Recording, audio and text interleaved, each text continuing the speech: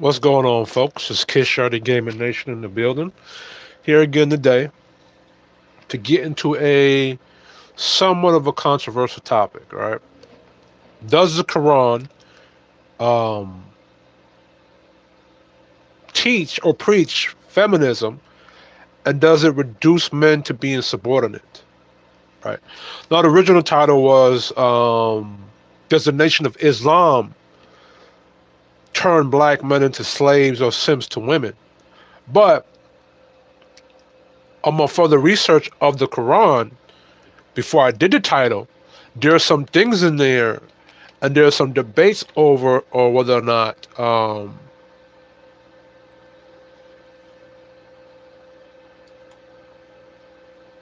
there were some debates over whether or not does the Quran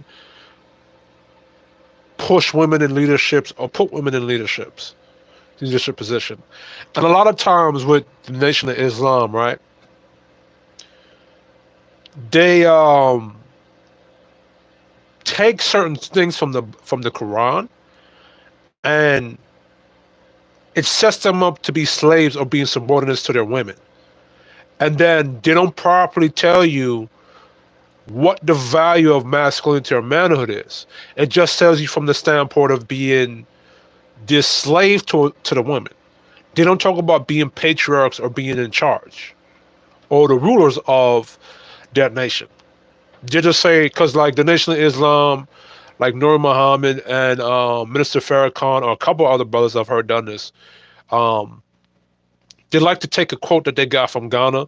When you teach a man, you teach the individual, but when you teach the woman, you teach a nation. But what they fail to understand is that by you saying that the man is just an individual, right? You're just boiling him down to just an individual. That if you teach him that individual is like nothing's gonna come from it. Well, that man individual, he's a leader, he's a builder, he's a warrior, he's a protector, he's a guide, right? And a nation without leadership or a guide or a protector or a warrior is a uh, is a nation going down a destructive path, right? I say when you teach a man, he'll raise a nation and build an empire. If she's the nation, and the reason why the woman is the nation is because she rears the children, she raises the children, the next generation of children. But the only way she's going to get children to raise and grow is she has to get the sperm of life or the seed of life from the men. And a lot of times with the Nation of Islam, what they'll do is they'll neglect. I don't know if it's by purpose or unintentional. They'll neglect to tell the importance of the man, and then make the woman be more important than the man himself. Right? And the problem with that is that the men are more important than the women. Now, when I say the men are more important than the women, that does not take away the value of the women. It's just saying that the man is more important. And the reason why the man is more important is because the man carries billions upon billions of sperm or seeds of life force. And the sperm encompasses my DNA structure, my intelligence. So really and truly, those builders of society, those warriors, those leaderships, all those components of men in society really come from me or the men, right? So the woman, what she is, she's a vessel, which she's important. She's an important aspect, right? But that woman is a helpmate to the man to help the men, what you call, replicate himself, right?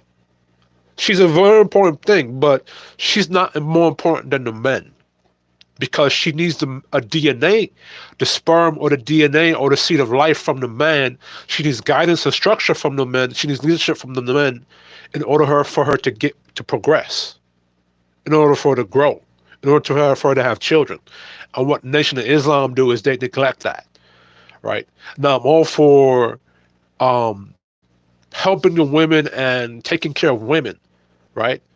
But what I'm not for is in your intention to take care of women and be something for the women, that you're not going to be subordinate to them. Because remember, God made man first. And God made man's purpose is to serve the planet and to be whatever purpose that God has for him. Not to sit there and be a slave to the women. And God made woman's purpose to be the helpmate of the man. Right? So, we're going to get into it. Where I want to start first.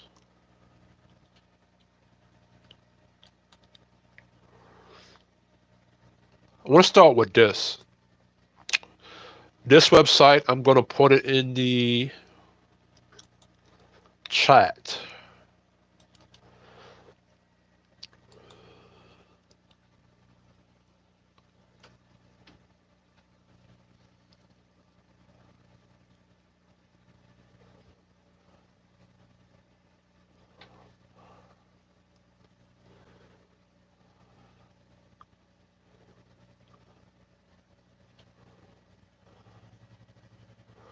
What I've noticed is that there's a lot of feminism in, or people interpreting um,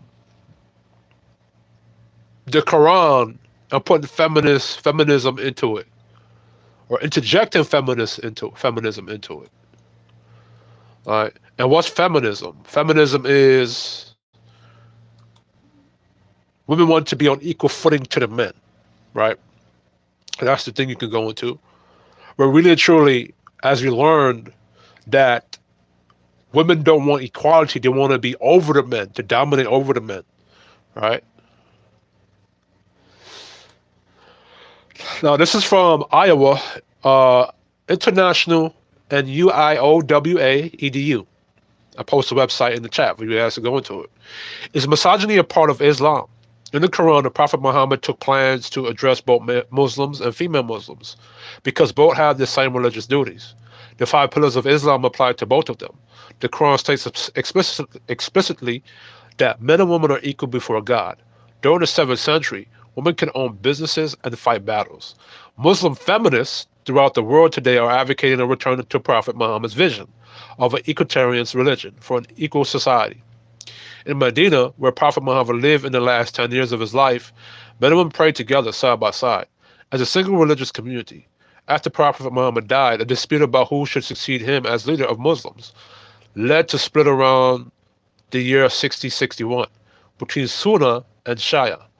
Iran is the main follower of Shia Islam. However, for almost 14 centuries, Iran was not run by the clergy. The present Islamic Republic of Iran adheres to a concept of guardianship of clerical jurists, a concept which was invented by Ayatollah, I don't know how to say that name, in 1970, designated a religious cleric as supreme leader. The tendency of splitting off occurred frequently in the long history of Islam. In the 1700s, about 1,000 years after Prophet Muhammad had lived and died, Muhammad Abdullah Wahhab founded that the Wahhabi sect, also known as the Salafi sect and Shia, I don't know how to say these Islamic names, so forgive me. Teachings led to the establishment in the 19th century of a religious institute at Deoband, a town in North India, giving rise to the sect known as Deobandi. The Wahhabi or Salafi sect and so I guess these are different sections or subsets of this thing, are very influential in the 21st century, to the extent that the general public often mistakes these sectarian interpretation as Islam, a term used by academics to refer to such sects as Islamism, which refers to ideologies that extract and interpret verses of the Quran and Hadith of relevance to political objective. That is the problem with religion and socialism, or Marxism. There's so many different interpretations of how people's belief systems are relative to them and what their purposes of, right? You can see this all with religion. You can see this all with socialism or Marxism or communism. Is like different interpretations. And the problem is you don't know what's the true end goal, right? Of the Quran and the Hadith of relevance to a political objective, whereas the Islam of Prophet Muhammad in the 17th century aspired to be equalitarian. Misogyny is found in various types of Islamism. This is where feminism comes in, such as misogyny derived from patriarchy, justified as Islam, even though such misogyny contravenes the Islam of Prophet Muhammad. See now, this is why I say, is there feminism in the Quran, right? Because now they're saying that if you're a patriarchy, which is patriarchy is just how those men rule and define how the house is to be ran, right? So now they say that now misogyny has a negative connotation. So if you want to be a patriarch in your house, then you're looked at as a misogynist. And we know that most of the Muslim world, they're under a patriarchal system, right? Here it goes. Feminists asserts women's right to be social equal in every way, contrary to the dictates of patriarchy. Is there a difference between feminism and Islamic feminism? The difference lies in the content of the arguments made. Islamic feminism draws its content from the Quran and from history of Islam since the 17th century. In addition, Islamic feminism needs to engage with the current discussions in the world, including discourses on human rights and women's rights. Although Prophet Muhammad lived almost 14,000 years ago, it is possible he would have approved of women's rights recognized in CDAW. Now, these are women.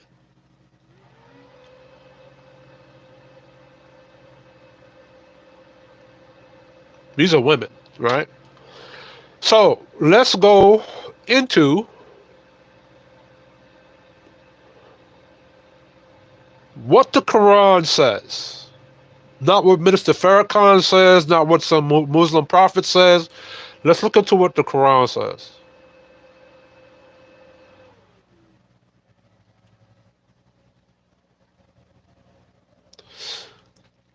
See, the problem with feminism, right, is it wants to swap the gender roles of what men and women are to be. Regardless of what your religious beliefs are, in nature, men are bigger and stronger than women. Men are more designed for leadership positions. Women are more designed for submissive roles, right? You see this amongst lions, and I don't give a damn if you want to keep showing the one in a lifetime clips of the female lion fucking up the lion. I don't want to see that shit, right? But amongst gorillas and chimpanzees, you normally see that the male gorilla or the silverback is mainly the dominant one of the bunch, right? Now this is called the International Museum of Women. Now, again, I have no issue with women. I have no issue of valuing women. But when you're now going to put a value on women that take away the value of men, and then now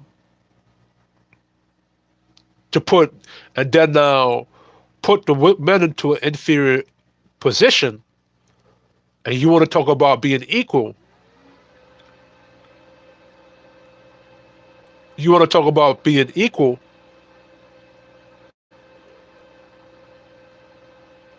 but really and truly you want to be over me and dominate me and then make me subservient to women.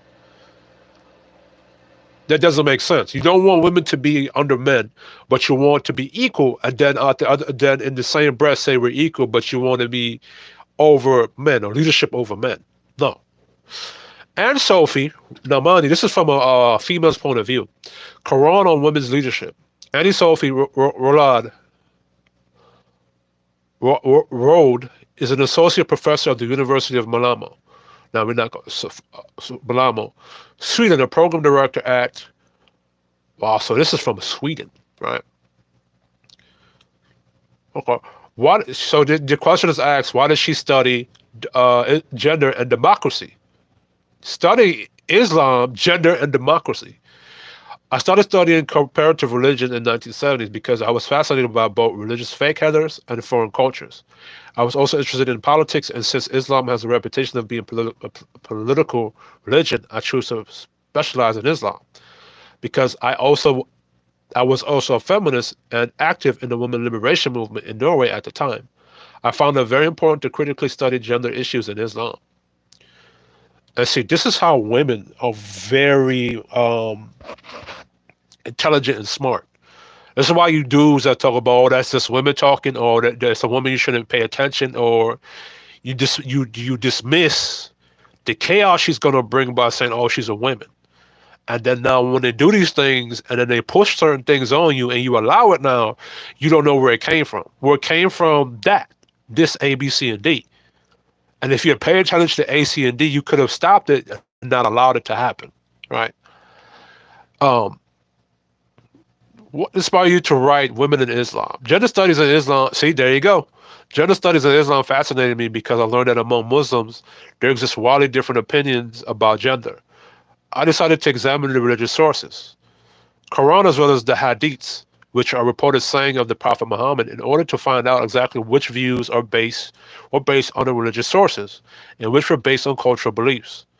I was also curious about whether religious expressions of Muslims changed when they moved from one culture context to another, and I therefore focused on leading Arabic-speaking Muslims of various affiliations living in Europe. What did you learn about gender in Islam? My main discovery was that scholars in various parts of the world understood the Islamic texts on gender differently. These differences in interpretation resulted from difference in the scholars' social and cultural settings. They were also determined by the time period they lived in. I discovered that there was a difference of opinion among leading Arabic-speaking Muslims living in the Middle East and those living in Europe.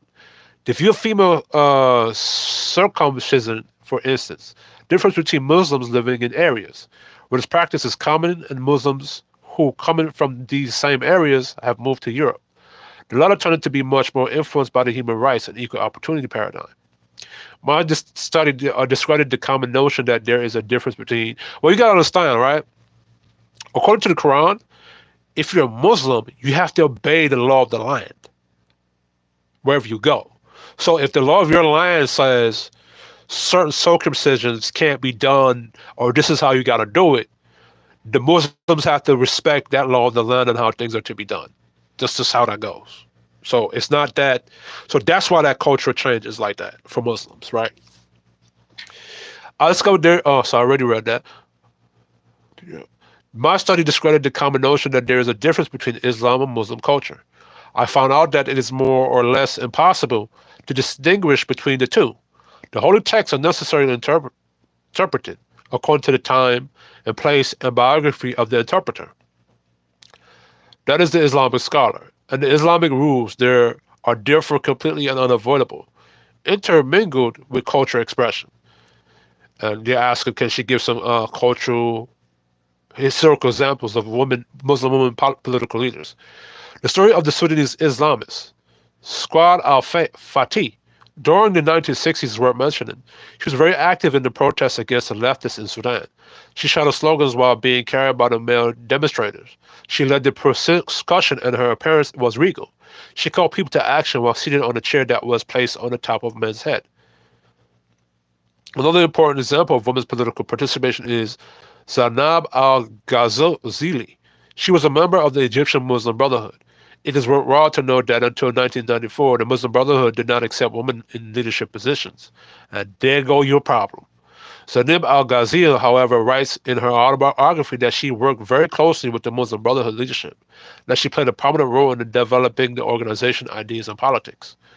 Why have some Muslim countries only recently, so she's asking, why have some Muslim countries only recently extended political rights to women? There are three reasons. Economy, most countries of Muslim majority are developing countries. Led democratization and religious standings. Led democratization has made it more difficult for women to be accepted in political offices, since there are no political office to be occupied and no elections to be had in the first place. As a result, there's a lack in leadership training among women in these countries.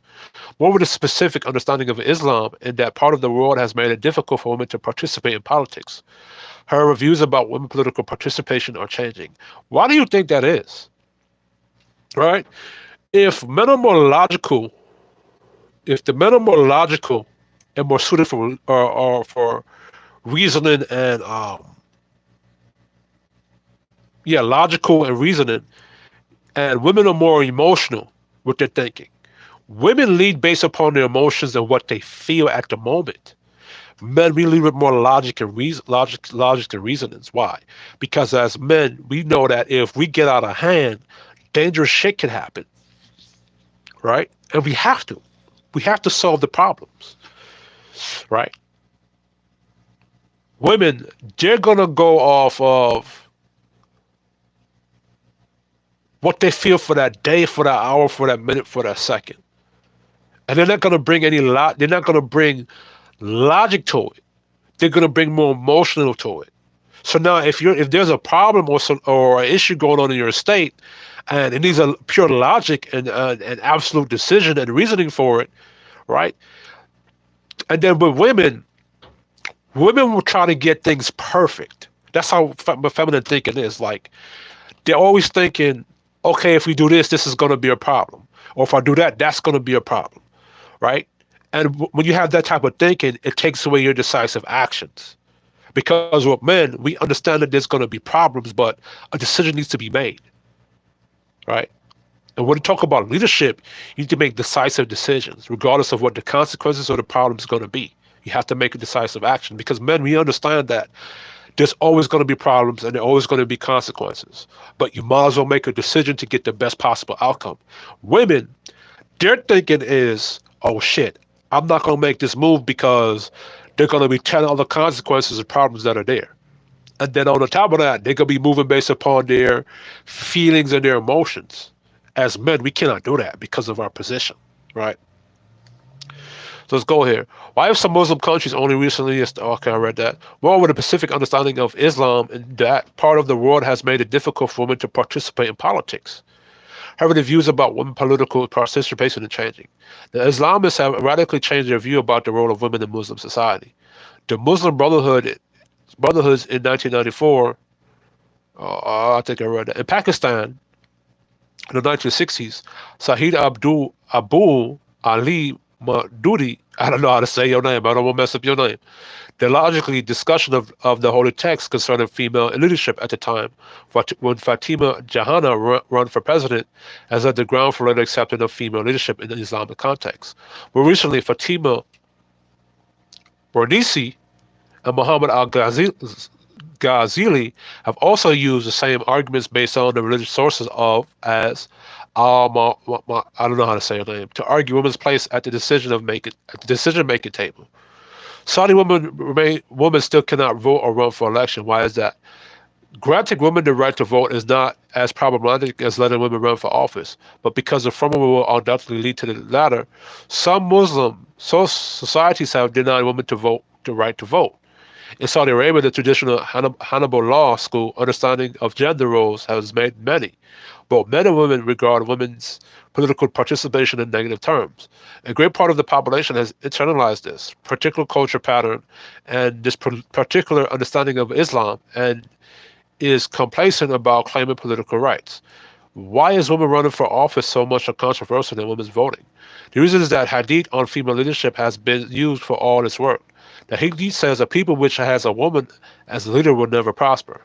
The hadith is interpreted in various ways. The most traditional and conservative scholars say it means that women can never be leaders, while the most liberal interpret this hadith in the view of historical context. It originated in that to mean that it is the best person regardless of gender, who should be the leader. Well, if the best person says that the man is the lead and you're not, then what's wrong with that interpretation?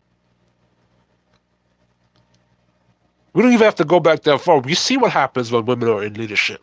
Absolute chaos ensues. Women don't even like shopping. So say you go to Costco or you go to Seatown or Foundry.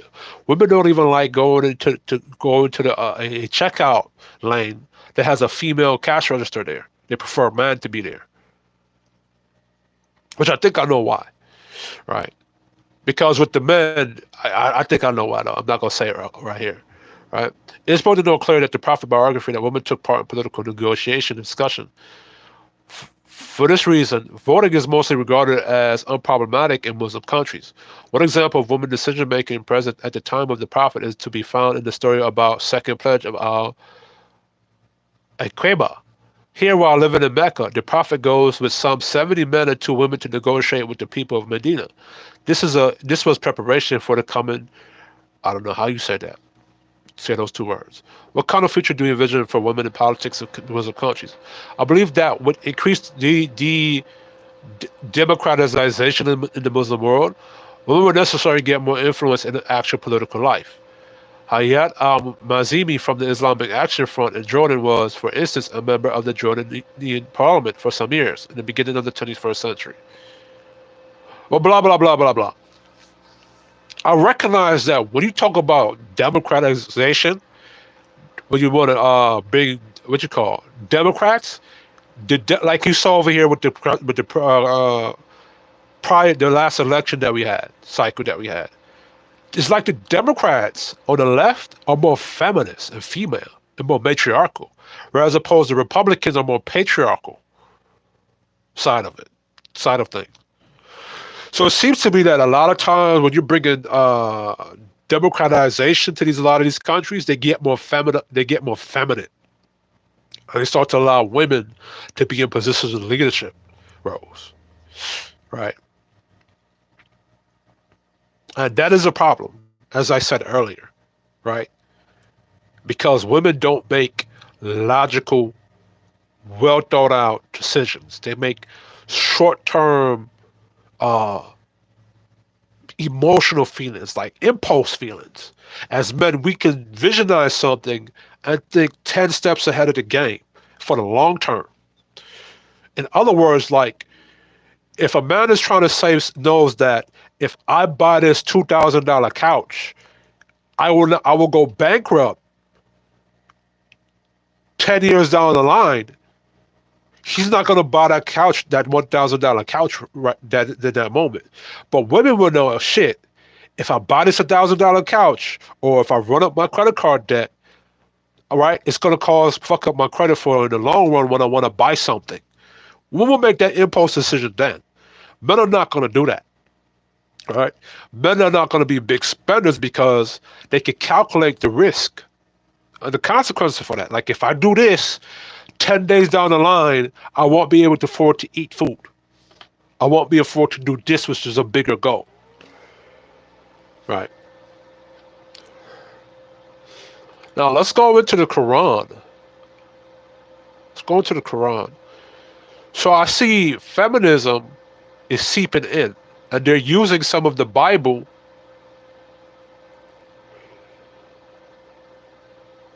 the Quran to validate certain feminist ideals.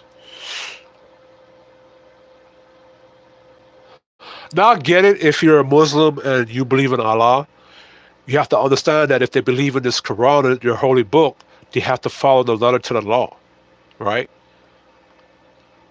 They have to follow that religion or that word of Allah to the letter. Like they gotta follow it. The problem is that now what's the interpretation of it?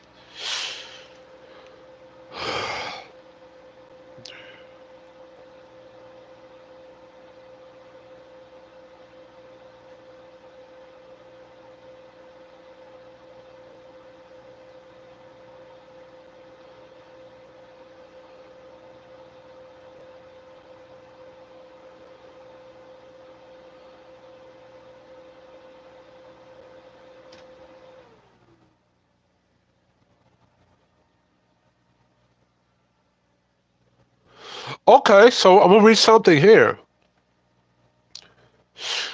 The hadith you mentioned is never will succeed in such a nation as makes a woman their ruler, right?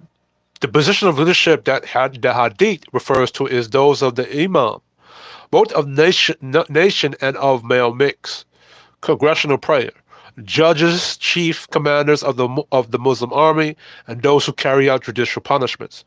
However, in regards to the position of a judge, there were some scholars who permitted women to be judges. Fatul Bari Tafa al, I don't know how to say these Muslim names, so I'm not going to say them. But it's basically three Muslim women that they're allowed to be in certain positions, right? The reason for the probation is more out of practical consideration rather than ability, as in many cases, women are often more capable and efficient than their male counterparts. The ruling also takes into account women's nature, which is usually much more compassionate and merciful than men. And while these are positive qualities in themselves, are not always what is needed in matters of leadership and command. Right? That's the other problem, right? Because women are more compassionate and merciful, right? Even though that's good traits, but there's certain decisions that need to be made where the men gotta step in and say, nah, fuck mercy. Fuck being compassionate. That is the enemy. That is a demon and it needs to be slain. And oftentimes we have seen women be merciful and compassionate to the enemy and then let that enemy go instead of wiping that enemy completely. They'll let that enemy go. That enemy will grow to become a weapon and then destroy that society later on. Whereas men is like, nah, you gotta wipe this motherfucker out, regardless of whatever. And in leadership, that is what's necessary. As for other positions of authority, such as scholars and teachers, heads and executives, managers, representatives, and advisors, even the highest levels, there is no shahara probation to this. Women have equal rights to such positions, as well as being entitled to command equal respect and rights, including salary. Sadina Umar, may Allah be pleased with him, appointed Samara bint Nuhaik as chief supervisor of the marketplace and gave her powers to carry out her role. It said that would patrol the market while enjoining good and forbidding evil. She would discipline people with a whip that she had with her. Therefore, there is nothing wrong with female being a student or representative voting for her, especially so if she is more qualified and able than the competing candidates. Right, so that is basically saying that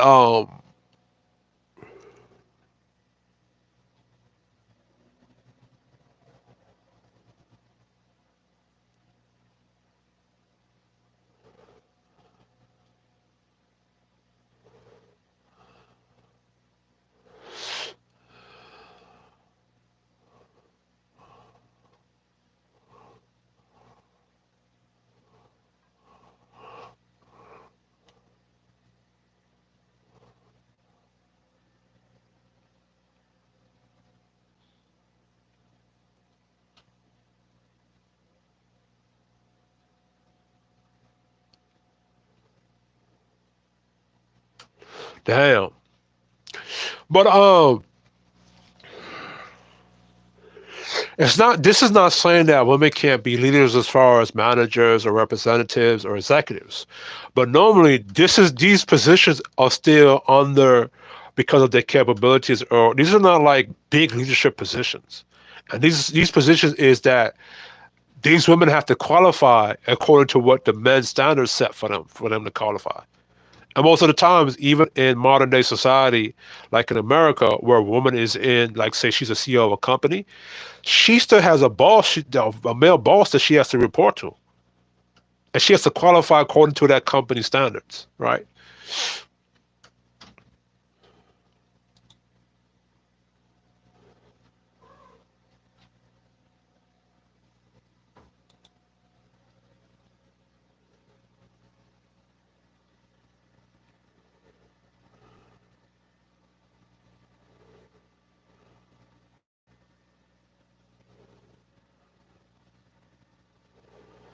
Okay, so let me myself go into the Quran.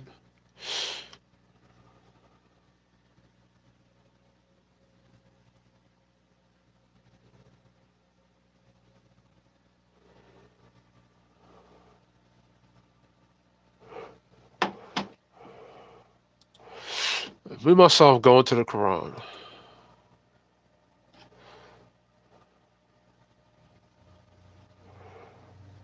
Now, with the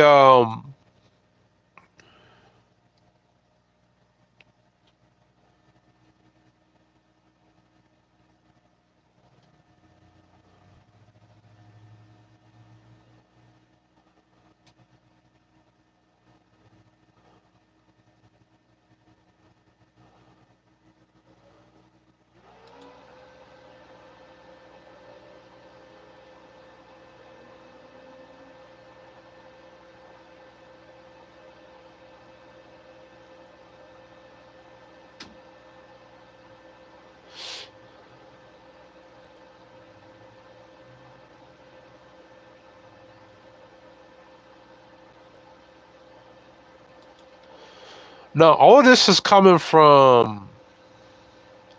I want to go into to the what the Quran says about women, and then we're going to review some of Minister Farrakhan's clips, and then we're going to review some of our brother by the name of Nur Muhammad. Not to the Nation of Islam. I ain't trying to get no smoke from you, but I ain't mad at the smoke. But I'm critiquing you because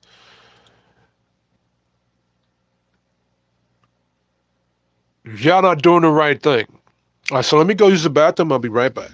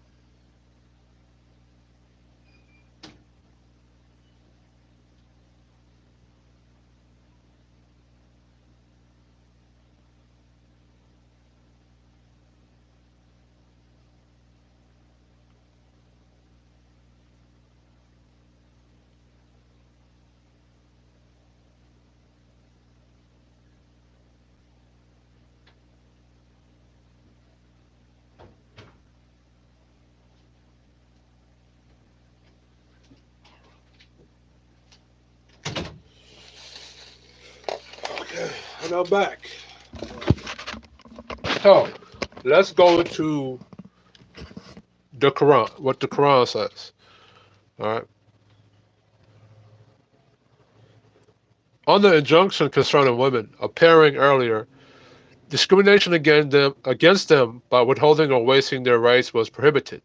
Now, the present verses describe the rights of men. Oh shit. Verse 32 opens with an important statement, which has been translated as men stand caretakers of women. And it says that denotes a person who holds the responsibility or has a duty and charge to manage a job or run a system or take care of what has to be done about something, controlling all related factors therein. The standard role of a man with regard to women has been mentioned in this verse through the word Qam, which has been translated in various ways. The most common being in the sense of Hakim, or one who rules, governs, or decides. Other alternates used are guardians, custodians, overseers, and protectors. When taken in the sense of a carrier, a functional head, and not in the political sense of a ruler or dictator, the Quran or Hakim of the Quran offers a base of understanding from common experience. It is obvious that for any group living big, small, or for any organized system, it is rational and customarily necessary that the group or system have some head or chief or authority, so that he can arbitrate in the event of a difference and take decisions to run affairs smoothly. That such authority is needed in running of countries, governments, and states in universally accepted and practiced. This need, as felt in modern times, was also felt in other tribal social organizations where the chief of a tribe was taken as authority of that tribe. Why would a family organization or a microsample of larger organization would not need someone to head, maintain, and run that system? Of course, the need is there in Allah Almighty and His infinite wisdom. Elected men for this responsibility because their natural capabilities are more pronounced than those of women and children. Right? There is such an open, obvious fact of human life that no sane human being, man or woman, can say no to it, and its denial does not change reality. The gist of the matter is that, as seen from men, that there is a step above them, and from men stand caretakers of women. The message is that the rights of women are as incumbent upon men as the rights of men are upon women, and the rights of both are similar to each other, with only one exception, that men have a certain precedence and functional authority, although this too is hemmed with other balancing factors. As explained in other verses of the Holy Quran, this mantle of authority placed on the shoulders of men is not that of a dictator and a tyrant. While exercising his authority, man is bound by supreme law of Islam, the Shahara, and he must act on the principle of consultation and follow good counsel. He just cannot act at the spur of his whim of his wild instincts. The command given to him is treat women well as recognized. Now, that in that paragraph, it states that men being caretakers or maintainers of women means that he's in charge. He's the head. He's the boss. He's the commander. He's the ruler of her. But it's not saying that that man must be a tyrant or a dictator of the women, which, by that logic, a lot of you Arabs over there, you're not doing the right thing, right? Now, what I've noticed, right, when you talk about Prophet Muhammad or Jesus Christ, all these people, these characters in life, they've always come through and it's like they're like the more feminine aspect of God. Because when you talk about the New Testament or the Prophet Muhammad, I'm not that familiar with the Quran or whatever, but before the coming of Christ or Muhammad, Allah or God of the Bible were masculine, wrathful, and just unforgiving, unwavering. Like they were directed to the point. When Christ comes or when Muhammad comes, it's like the more feminine side of it. And it's like it's more forgiving of the sins of women. Like in the Bible where Mary, I think that person, well, Christ forgives a prostitute, right? And then there was a part where some chick, she committed adultery, and they were supposed to stone the chick in the Bible, but Jesus Christ comes and says, "Those without sin cast the first stone." And right there forgave the woman of her sins, right? But then, by that logic, you should have cast the stones on everybody, because all of them sinned. See what I'm saying? But right after that, what people don't tell you is that Christ told the chick that committed adultery to sin no more. So he still held her accountable. But Christ was supposed to enforce the law of his father, but he didn't at that moment. Similar thing with Muhammad now, where he's saying that the women and men are equal, even though before that, God set it up to be that men are in charge of the women. That's what I was. That's the issue that I'm seeing. Right. This aspect of having mutual consultation appears in another verse where it was said, "Here men have been instructed to act in consultation with wives in family affairs." After this clarification, the technical authority of men should not be a source of heartburning for women. So, in view of the probability that women may take this arrangement unhappily, Allah Almighty did not restrict the text on proclaiming the authority of man, but explained two reasons for this authority. One reason relates to the wisdom of creation, which is beyond the control of any human being, and the other refers to the factor which comes through one's effort and endeavor. The first reason has been mentioned in words. It means that Allah Almighty has made some excel the others in some qualities. Under his exclusive wisdom and consideration, this is like sacred inference of Makkah, where a particular house of worship was declared by Allah as his house and Qibla, and in Jerusalem. A special honor was given to them by Yat al-Maqdis. Similar in this case with the presidents of men. This is God-given grace. Men have done nothing to get it, and there's nothing wrong with women that do not have it. It is simply based on the wisdom of creation, an exclusive privilege of the Creator. The second reason relates to what is achieved with the effort. This reason is pointed out by the words, which means that men spend their money, pay dower, and take responsibility of meeting all the needs of the women. Hence, the presidents, at this point, a comment from Ibn Haban and Al-Bahar al-Muhit is worth attention, he says. These two reasons in support of the authority of men have also proved that the right to authority does not get to be established simply by force. Rather, this right can be deserved on the basis of one's competence and capability. The Quranic eloquence in describing the precedence of men. It's noteworthy that the Holy Quran, while giving the first reason for precedence of men, has not opted for expression like, because he made men excel women. On the contrary, it is elected to give a deeper significance to the statement by using the expression, that is, made some of them excel the others. The wisdom here is that is not difficult to see. The Arabic expression has a subtle indication indication to the fact that men and women are part of each other. Therefore, there is a hint that the president of men, even if proved in one another,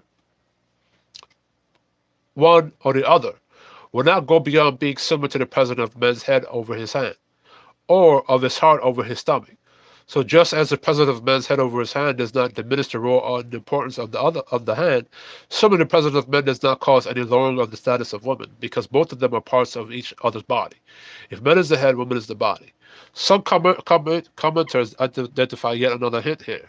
According to them, this precedent men have over women is in terms of genus.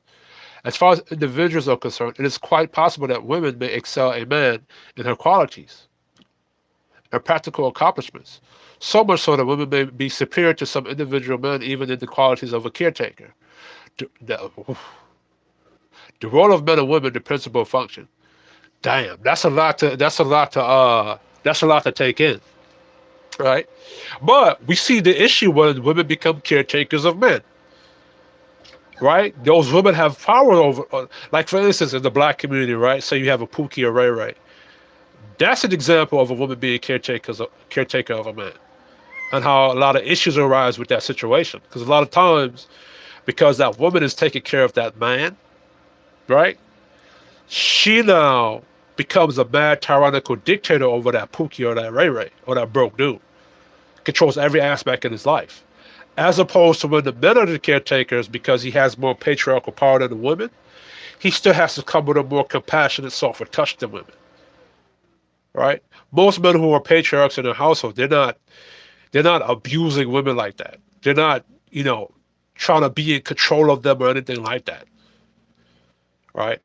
So when you see like a lot of the feminist arguments over here in America, it's ugly feminists who are in the minority, not the majority. That's talking about patriarchy is bad. If patriarchy was so bad, why did a bunch of white women during the election and Latin women chose to vote conservative or chose to vote for Donald Trump? If patriarchy was that bad for the majority, that should give you clues. right? But now, any time where I see a woman being the caretaker of a man, she completely runs over him and shit. She's not respectful. She's not loving to that person, to that male person. But when I see a man being a caretaker of a woman who is in charge of that woman. Now, maybe according to the context of the Quran, a man being the caretaker of that woman, he's the one who's ruling over that female, right? Because that's what a king is, right? A king who is taking care of a kingdom or a village, he's that ruler over that village, right? And those but notice this, that in the empire, those people, they gotta be of service to the king and follow the king's instructions or the agenda of where the king wants to be and go, right? But that's crazy. The role of men and women, the principle of function. The second reason given for the presidents of men is that they spend their earnings to take care of women. Here too, there are some points to ponder. To begin with, it removes the possible doubt that they may creep up due to the share of men being twice that of women as described in the verse of inheritance. This is done by the present verse when it declares that all financial responsibility rests with men. As for women, all her financial responsibilities before her marriage rest with her father and after marriage. This pass on to the husband. With this in view, giving a twofold share to a man is not really too much, for it zooms back to the woman after all. Now, let us pursue the second hint about the important principle in life. The principle is that woman, in terms of her creation and nature, should not be subjected to go out, work, and earn her own livelihood. Also, the very attributes of her being are hardly conducive to her running around offices and markets, doing jobs and laborious work to earn a livelihood. So, to keep her safe from roughing it out like men, Allah Almighty has placed her total responsibility on men. And this responsibility, according to you, Allah people. Yeah. Responsible for women that don't want to follow you or don't want to follow your instructions. Good luck to your Nation of Islam brothers. Before she is married, her father takes care of her, and after her marriage, she becomes responsibility of her husband. Women, as opposed to her sweating it out in workplaces in the name of income, career liberation, has been made the means of human procreation. Then the responsibility of being mothers of children and that of managing the holding the house and the family together has also been placed on her shoulders. Men cannot handle the burdens of responsibility in these areas. Keeping this in view, it is not possible to deduce the status of women has been reduced by making them dependent on men in the matter of her expenses. There's no value judgment being made here. This is no more than a functional distribution of duties, except that the interacting precedent between duties which exist elsewhere exists here too. In short, the two reasons given show that the precedence of men does not lower the status of women, nor does this hold any special gain for them. Whatever gain there is, it reverts back to women after all. Oof. It's still, this sounds to me as if you're placing all of the women's responsibility on a husband,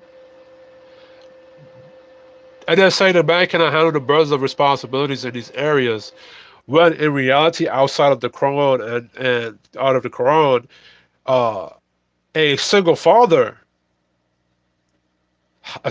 household rivals that of a two-family household.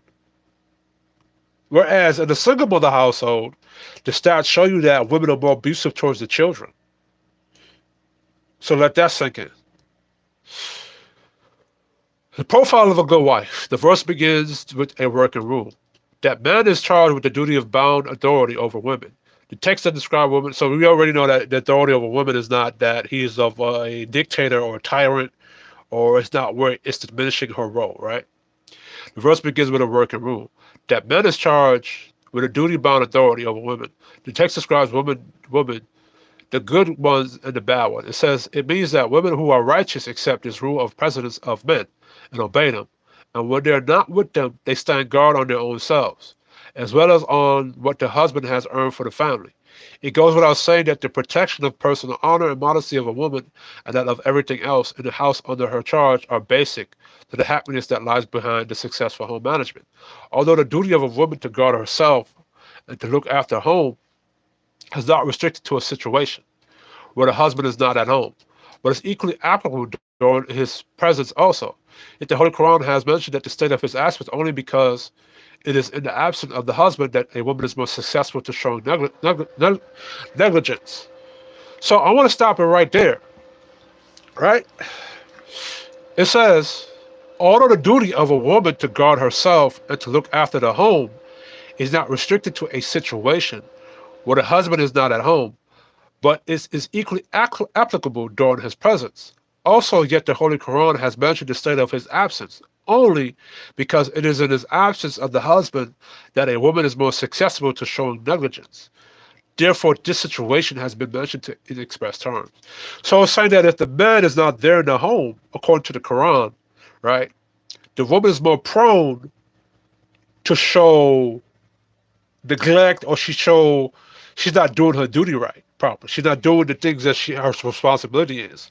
So that, to me, in my opinion, sounds as if like the man is supposed to be the enforcement because he has authority over the woman. It's like the man is supposed to be the enforcer, the enforcer to keep law and order in the household to make sure that the woman is doing her job. That's my opinion, right?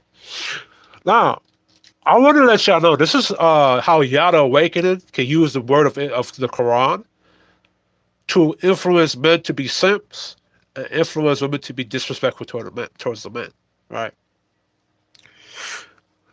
Now, the reason why I disagree with this, right?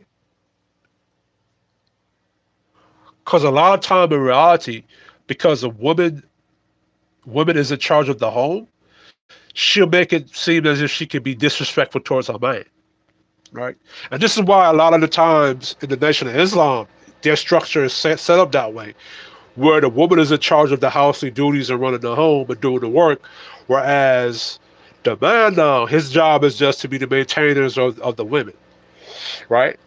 And we're going to get into that because when I hear in the Nation of Islam, like Mr. Farrakhan describing a maintainer, he doesn't talk about the man being the ruler in charge of that woman or being dominating over that household,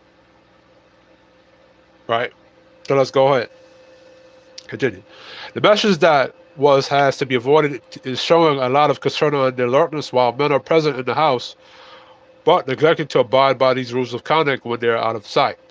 Ooh. I want to read that again.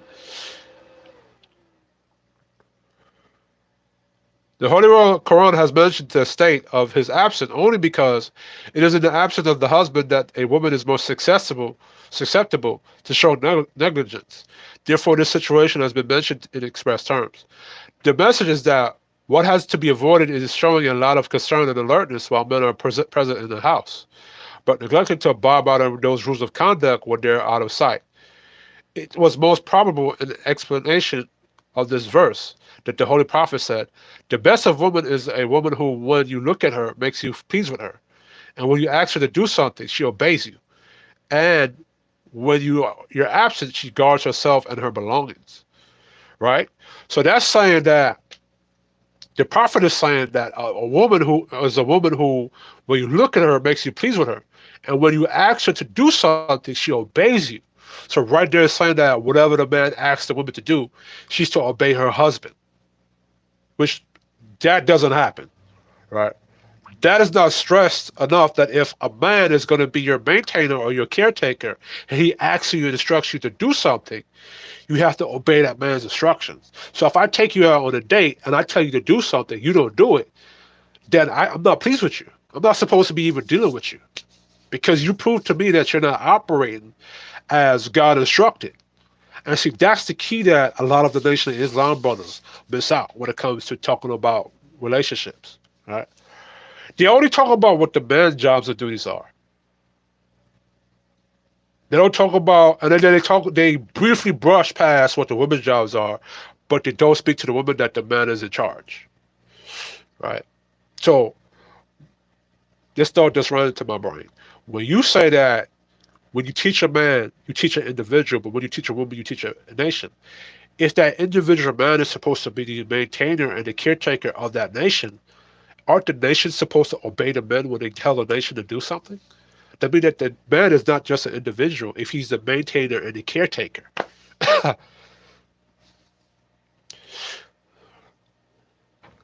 Since these responsibilities placed on women, that is, the guarding and protection of their modesty and of what the husband leaves in her charge, and not the easy to take care of. Therefore, Allah Almighty has immediately after it declared that is Allah Almighty helps women when they so protect. It is with His support known as the Tawfiq of Allah that they succeed in grappling with these heavy responsibilities. Had this not been there, the temptations of self and Satan stand surrounding every man and woman all the time. That women are practically weaker in some areas of capabilities as compared to men. Yet when it comes to carrying out these responsibilities, they tend to be much more stronger than men. All this is an outcome of Allah Tawfiq and help. This is the reason why women, as a general rule, are less involved in sinful immodesties as compared to men. So so now that's why women are permitted to, twerking and shaking their ass and go to nightclubs because they're not strong enough to deal with the chaos and the sins of the world, as opposed to men. We're more bigger and capable of dealing with those things, right? The men of women who cooperate with their husband, as evident from this verse, has also been widely reported in several hadith. In one such hadith, the Holy Prophet said that for a woman who is dutiful to her husband, there are birds in the air and fish in the sea and angels in the skies and beasts in the forest who pray for forgiveness by the Lord. How to correct an uncooperative wife. So this is telling a Muslim how to correct an uncooperative wife, right?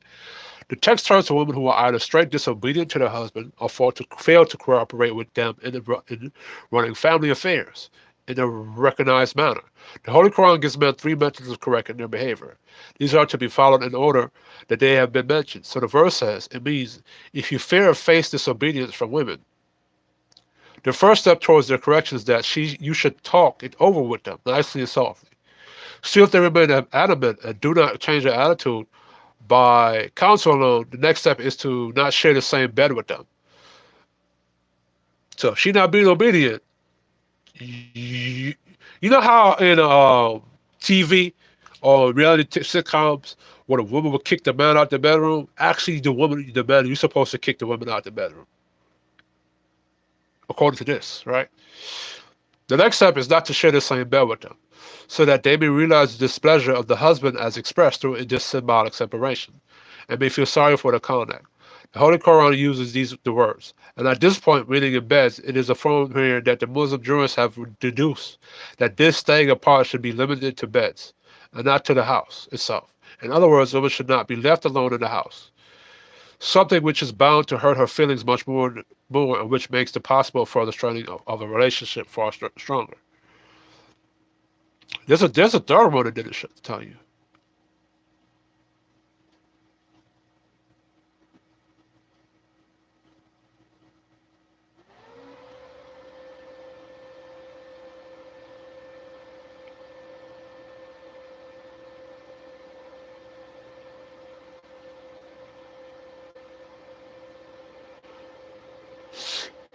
Okay, let me see this. I said, O Messenger of Allah, what right do our wives have on us? He said that you feed them when you eat, provide them with appeals to wear when you have these for yourselves. Mind you, this is in the context of husband and wife, not when you motherfuckers are dating. Okay? He said that you feed them when you eat, provide them with appeals to wear when you have these for yourselves. And do not hit the face, and do not say abuses to her, and do not leave them apart unless it to be within the house. So that's saying you're not basically to verbally abuse or physically abuse her. You don't leave them apart unless they're in the home with you. So like if you're on the road and she's disobedient, you shouldn't leave them there apart. But in reality, that's a difficult thing to do. I think at that point, if your woman is being disrespectful in public, you should just break up. Shit. If this gentle motion fails to produce any effect, some corrective form of a little beating has also been allowed as a last resort, of course, in a manner that it does not affect the body nor goes to the undesirable limits of hurt or injury to the skin or bones. As for slapping or hitting on the face, it is absolutely forbidden. right? So you're not supposed to whoop your woman's ass or choke her out or kick her in the stomach, nothing like that. You're supposed to lightly spank her or something like that. And y'all gonna get perverted with that one. So in my opinion, the Bible or the Quran, it gives certain roles and duties for each other. It's not something where black men are supposed to be slaves to the women or subordinate to the women, right? Because the women have roles that she's supposed to have for the man, and she's supposed to obey her man's instructions. Right? If this gentle admiration fails to produce any effect, what's going on? If this gentle emotion fails to produce any effect, some corrective form of little beating has also been allowed as a last resort. Of course, in the manner it does not affect the body, nor goes to the undesirable limits of hurt or injury to the skin or bones. So as you guys come into the channel, respect the topic and what I'm speaking about, and let's go. As for slapping or hitting on the face is absolutely forbidden. So you Arabs or Muslims over there in Arab, you beating y'all women's ass, that's forbidden according to your holy Quran, right? That's to let y'all know that. The first two methods of admiration, that is seeking to convince and leaving them apart in beds, or more or less an exercise in nobility against arrogant lack of compromise. Prophets and their righteous followers have spoken in favor of it. That to practice what they preach is also a proved fact. But this third method of shit, I don't know how to say these words, so I gotta fix my speech and shit. Admonition, that is beating, has been permitted as a forced option in a particular mode. Right along with this option given to men. It appears in Hadith, which means that good men among you will never beat women. Thus, such an action is never reported from the blessed prophets of Allah. So, it seems there's a difference between the Hadith and what Allah is saying. It's like the Hadith is like the New Testament of the Bible versus the Old Testament when it was God speaking. So it's the same thing. Like the Hadith is like something completely different according to what Allah is saying, because it's like it appears in Hadith, which means that good men among you will never beat women. Just such an action is nowhere reported from the blessed prophets of Allah. So there's a mistranslation. I think a lot of people pick and choose what they want to look at, right?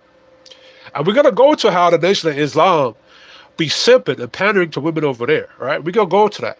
According to the narration from the daughter of, I don't know how to say her name, so I'm not going to mess up her name or disrespect her name. As reported by, I'm not going to say that name, the beating of women was absolutely prohibited in the early days, but this resulted in their becoming much too oppressive, following which permission was reinstated. The present verse relates to one such event which can be termed as the background of its revelation, had married his daughter. So this Muslim person married somebody's daughter. During a dispute over something, the husband slapped her, complained to her father. He took her to the Holy Prophet. He declared that Haba has the right to hit so the husband has the right to hit the wife. So that means that when they went to the Holy Prophet, the husband hit the wife, and he was saying that I had a right to hit the person as hard as he did. Hearing this decision of their master, they started back at home to take their revenge upon this person. Thereupon this verse was revealed in which the beating of women as the very last option has been permitted, and no retaliation or revenge against men was allowed. So soon after the revelation of this verse, the Holy Prophet called both of them back and asked them to abide by the injunction from Allah Almighty, and abrogated his first directive permitting to seek to the seeking of revenge. Damn. Towards the end of the verse, it said that if they obey you, do not seek a way against them. It means that should the women bend themselves after the triple step approach, men should forgive and forgo the past events and avoid looking for ways to find fault with them on flimsy issues, as the power of Allah controls everything. So right there it gives a balance. Like the first option is that you're supposed to talk to the chick. The second option is that you're supposed to like not go to bed with that chick or do like something that I do, which is the ghost. Like that sounds like me ghosting a chick. Like, so for me, instance, in the dating market, if you're being disrespectful to me, I'm just gonna ghost you for a whole month. When I say ghost you, like I forget you existed a lot of times. Like, feel me? But according to this, the Holy Quran, the Quran is saying there's two options you have to go to before you have to put your hands on the woman. You're supposed to talk to her first. You're supposed to just separate yourself from her second, and then you're supposed to lightly give her a whooping. You're not supposed to like abuse her brutally, but you're supposed to give her a slap. And then when she corrects her behavior, you don't continue on. You forgive her past transgressions and continue on to the relationship. Which I doubt a lot of you Nation of Islam brothers are following the Holy Quran. You follow the Hadith, something completely different. And probably the Hadith is what's making a lot of you Nation of Islam brothers simps. Conclusion. What comes out as basic principle from this verse is that no doubt the rights of men and women are similar as detailed. So it's giving rights to the men and the women, right? Are as detailed in previous verses, yet great care has been taken to ensure the rights of women are duly fulfilled because they are weaker as compared to men and cannot wrest rights from men by using their physical power. But this equality in rights does to mean that there should be no difference of giving grace or functional precedence between men and women. The men have been given a degree of precedence over women as is manifestation of divine wisdom and justice. There are two reasons for it. The genus of man, in view of its mental physical excellence, has God-given precedence over the genus of man, which is not possible for women to acquire. The case of individuals and rarities is a different matter. Men take care of everything women need from what they earn and have. The first reason given above is something over which men and women have no control, while the second reason is something which becomes operative by choice and effort. It can also be said here that according to the common sense and justice, there should be two things present while deciding as to who. From among the children of one father and mother shall be technically authorized to take care of the other. Let me read that part again. There should be two things present while deciding as to who. From among the children of one father and mother shall be technically authorized to take care of the other. First, whoever is authorized should have the mental physical capability to carry out the demands of authority. Second, the agreement and pleasure of the one to be taken care of under such authority.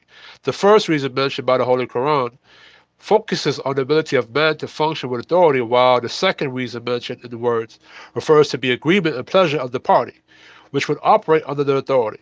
It is obvious that at the time of marriage with a woman, in consideration of a dower, I think that's like a dowry or whatever, right? And total maintenance agrees to enter into the marital bond. She agrees to the authority of the husband and accepts it with pleasure. In short, the principle of family life given in the first sentence of the present verse is that despite the rights of men and women being equal in almost everything, there is for men a certain precedent laced with authority. Vice versa, a woman, and they operate thereunder. So, in the Bible, it gives equality. I mean, in the Quran, it gives equality. But what equality kind of separates itself is that the man is given authority over the woman, which is like a double speak. We're not talking about that. We talk about the Holy Quran today, right? No, we're not going into the argument, right? So, even though it gives equal rights to both the man and the woman, it still places the man as the authority over the female. Now, the feminists are going to take that as now misogynistic, right? The feminist is going to look at this and say, okay, we have equal, even clearly here the Quran says that men and women have equal rights. It's just giving the man authority over the woman right there. But the feminists are going to look at that as the men being misogynistic, and they don't want that from the dudes. But as I read it in here, so let me correct my thoughts right quick, right?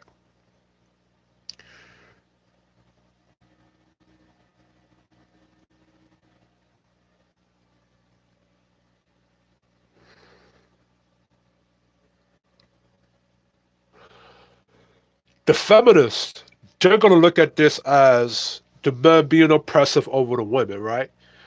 Now, the reason being is that in modern day society like today, the reason being is that a lot of women, they don't want to. They want to break away from break away from the authority of men is because in order for the women to get access to a man being a maintainer over her or the caretaker over her, she has to be of a certain quality of woman, and she has to obey her husband, right? And then the husband, he's supposed to enforce the laws of Allah,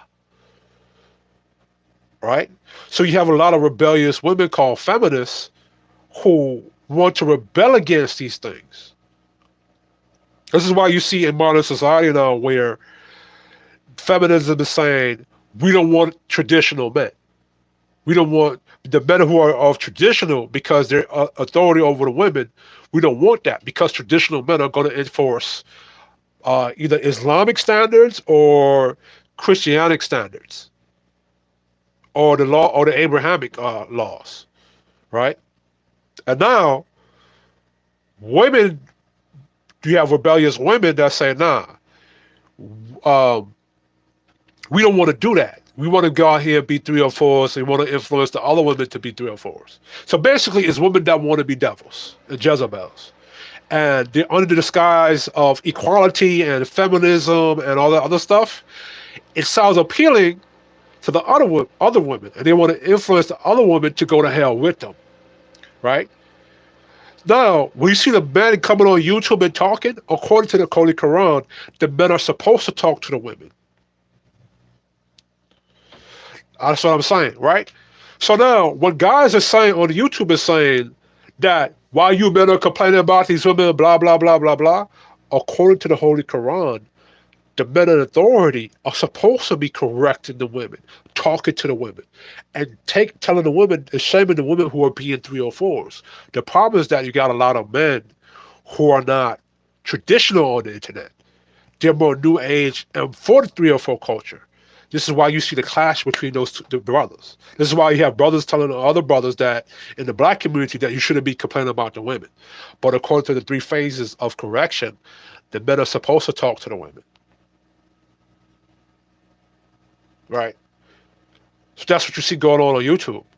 It's the men who want the women to keep being 304s because they enjoy the box, versus the men who are traditional, whether they believe in Allah or Christianity, that are trying to enforce traditional rules. Right? And the men are saying, well, if you ladies are not going to be traditional, you're not going to get access to me. All right?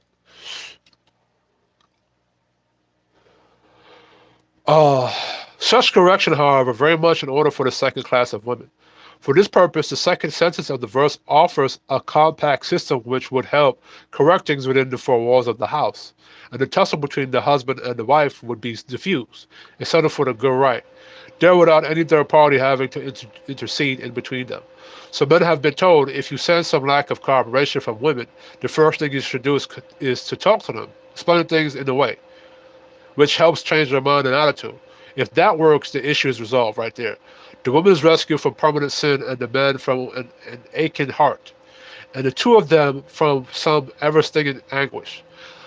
In my opinion, bro, if we having a disagreement and I talk to you, and you still acting up, I'm just gonna break up with you. I'm not gonna sit up there and do all the other shit.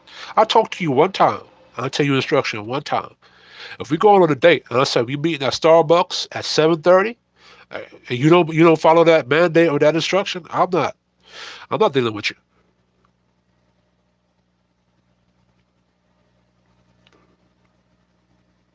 No, the future. They might see it with the election over here in America because a lot of women voted for Donald Trump. White women and Latin women voted for Donald Trump. When it comes to black community, majority of black women voted for Kamala Harris. Kamala Harris was a 304. 304 Kamala Harris. She was a 304. So that lets me know that, and you really got to remember, Republicans and conservatives, they're traditional. So Latin women and white women, they chose their men. They chose tradition. Black women chose 304s. So for the black community, I don't see a future of black women becoming traditional.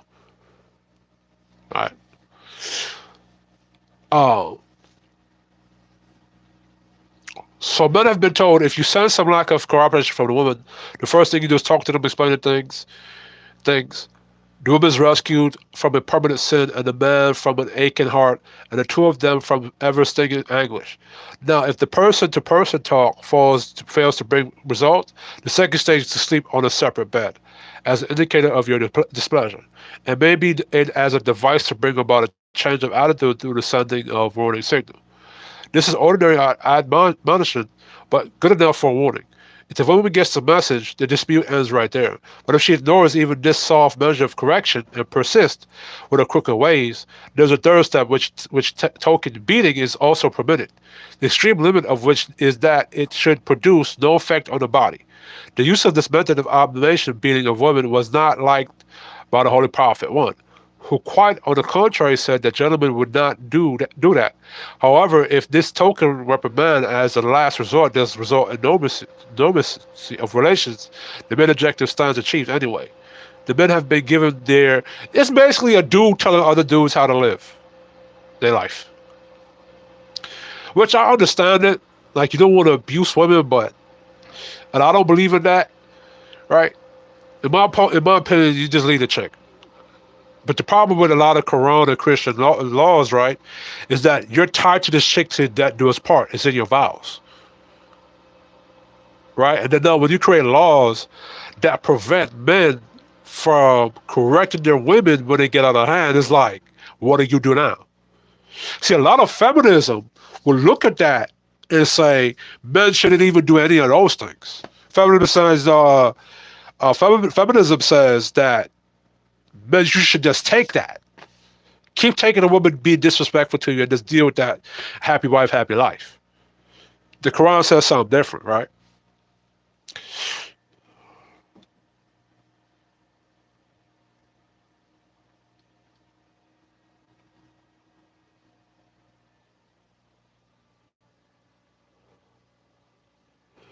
The better course is to forego, realizing that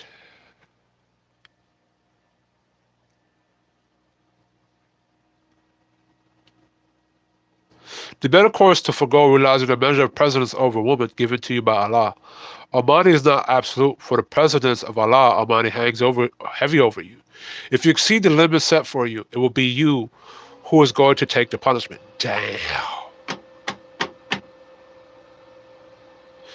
Bro, that's like a heavy tax for the dudes, bro. The role of the family arbitrator in disputes. The arrangement described so far was to help temper cools off within the privacy of the housekeeping. It restricted to the married couples.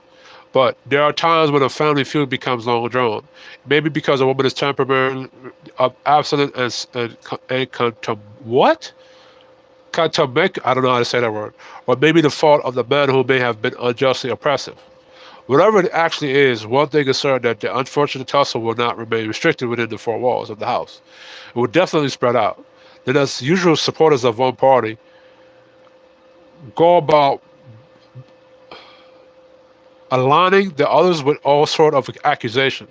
This will cause tempers of parties to rise, and what started as the disagreement of two individuals will turn into a confrontation between two families. Woo!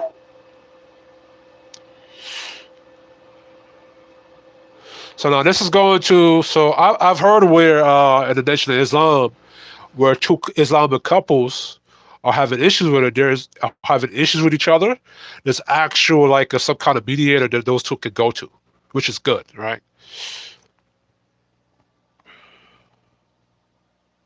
All right.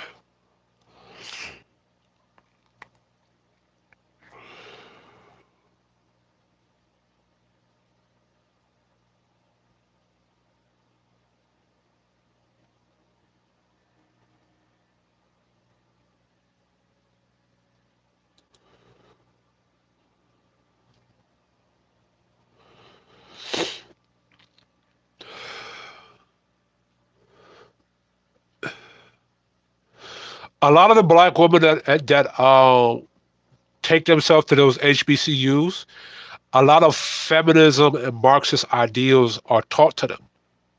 So, and a lot of the feminist ideas taught to them is to not respect men. So you have a lot of black women who will go to those HBCUs and become feminists, and they still, and they what you call sell out their black men. Like there was under Barack Obama, there was a program that he set for black men. Those black female feminists, right? They had a petition to take that program away from black men. So those women that go to those HBCUs and they get educated by feminist ideas. And feminist ideas are in direct rebellion against the men. It's anti-man. So you can't even trust black women who are educated by those historically black colleges. And a lot of those historically black colleges have Marxism, communism, and socialism in there. So that's the problem. This is why when black men deal with a lot of educated black women, a lot of those educated black women, like they want to be dominant over those men because that is the result of them studying feminism. All right, so what we're going to do,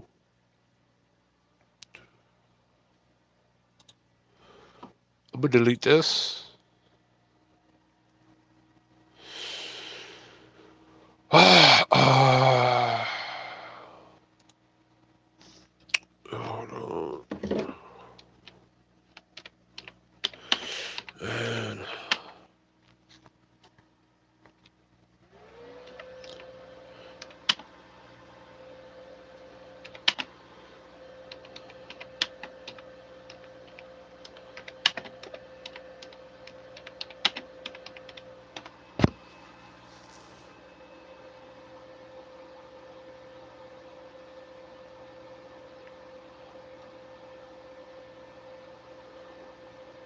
Quran.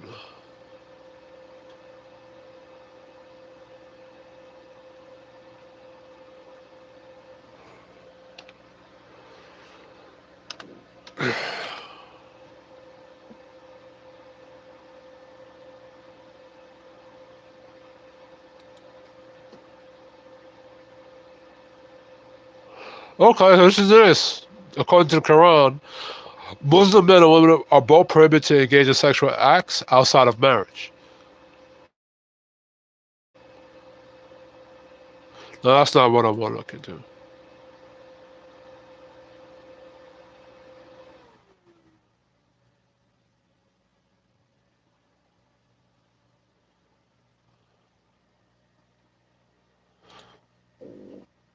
Hold on.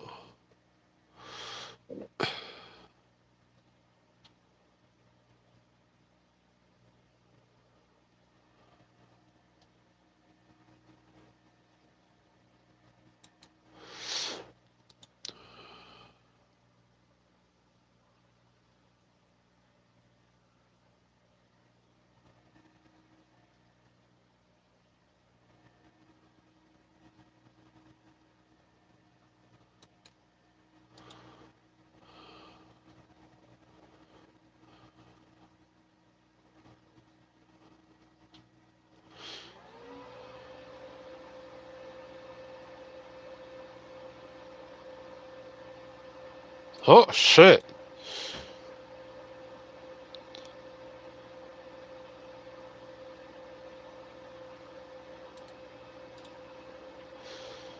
Let me look up what this is regarding to sex.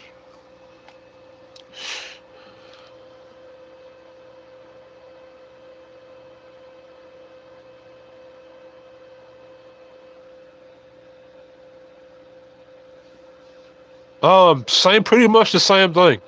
Any college you go to in America, they're gonna teach feminism to the women.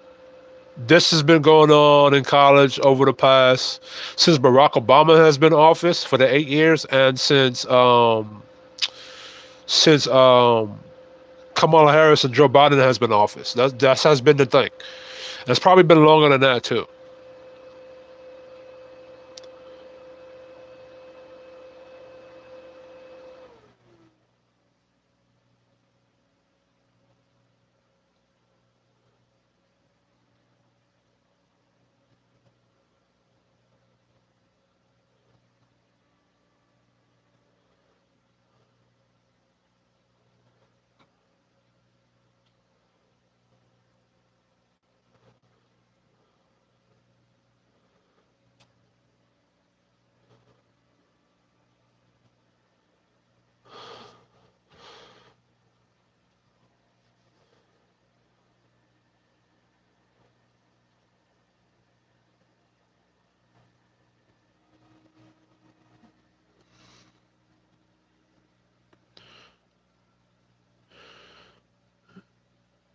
Yeah, but the thing with a lot of those organizations, there's a lot of corruption in them, right? And a lot of those organizations like the NOI. Yeah, but let me tell you, see, a lot of those organizations, they still have a lot of corrupted Negroes in them, right? And they still allow their women to rule over them and tell them what to do. Except for the Hebrew Israelites. Like the Hebrew Israelites may be exception, but they still got their same follies in them.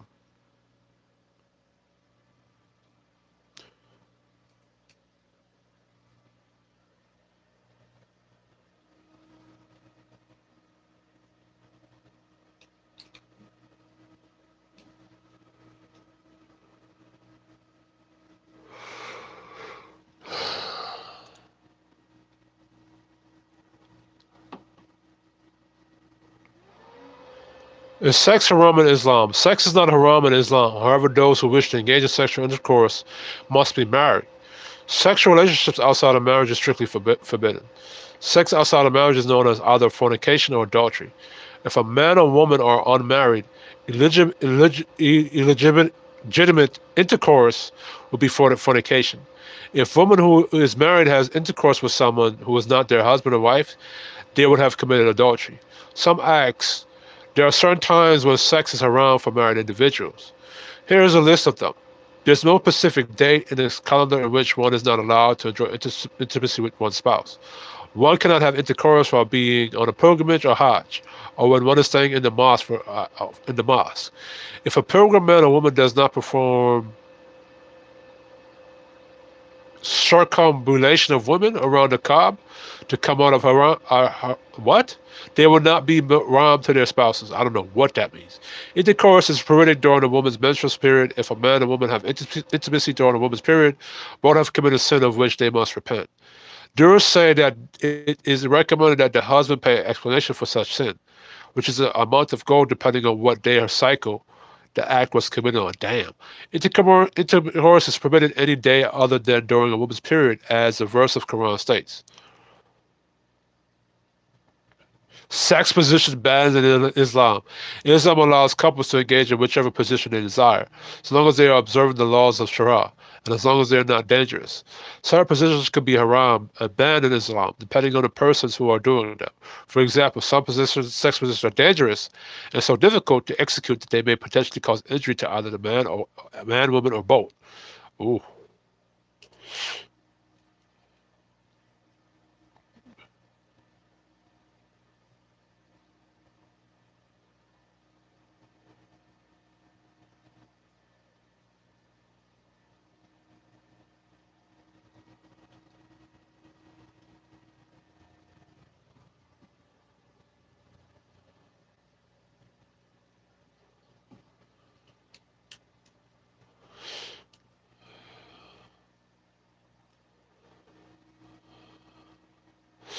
All right, so I'm gonna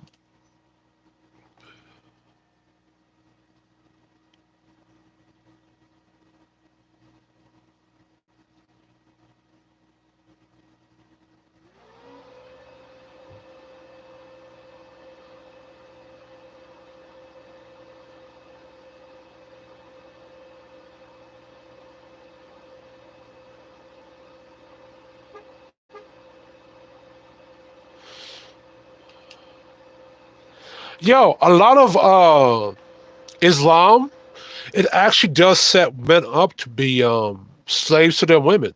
I just saw something here that you shouldn't rush things with a woman. You should kind of foreplay or whatever. But a lot of this in here, it really holds a heavy responsibility on the men, bro.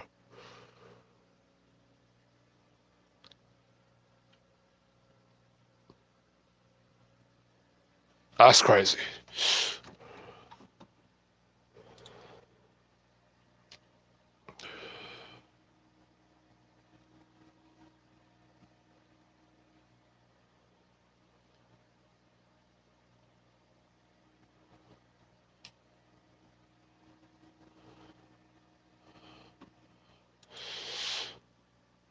Ugh. My problem with religion is that, like, it has strict religious codes, but it doesn't take into the sexual attractiveness towards both the man and the woman and each other, and the compatibility of each other. That's my own issue. Uh, if you send me your WhatsApp, nah. I gotta be honest with y'all. Like, I don't like. I'm a what you call introverted person. I don't feel like talking to people on the phone for too long. So, respectfully, no. Um, on to my next thing.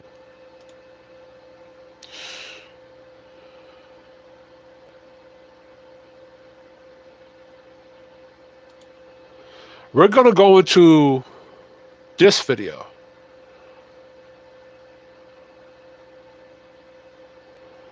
Go into this.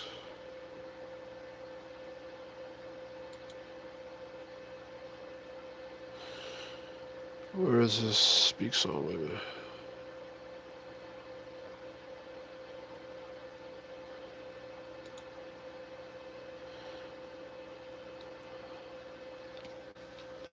Listen to this. This is from Minister Farrakhan. Minister Farrakhan.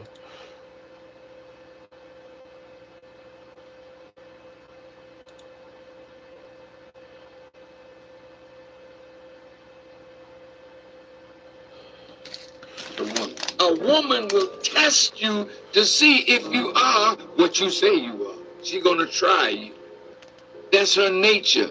She gotta know that she can depend on you. She gotta know that you stand up for her. She got to know that you back up the children that she brings in the world for us. No man is a man without a woman.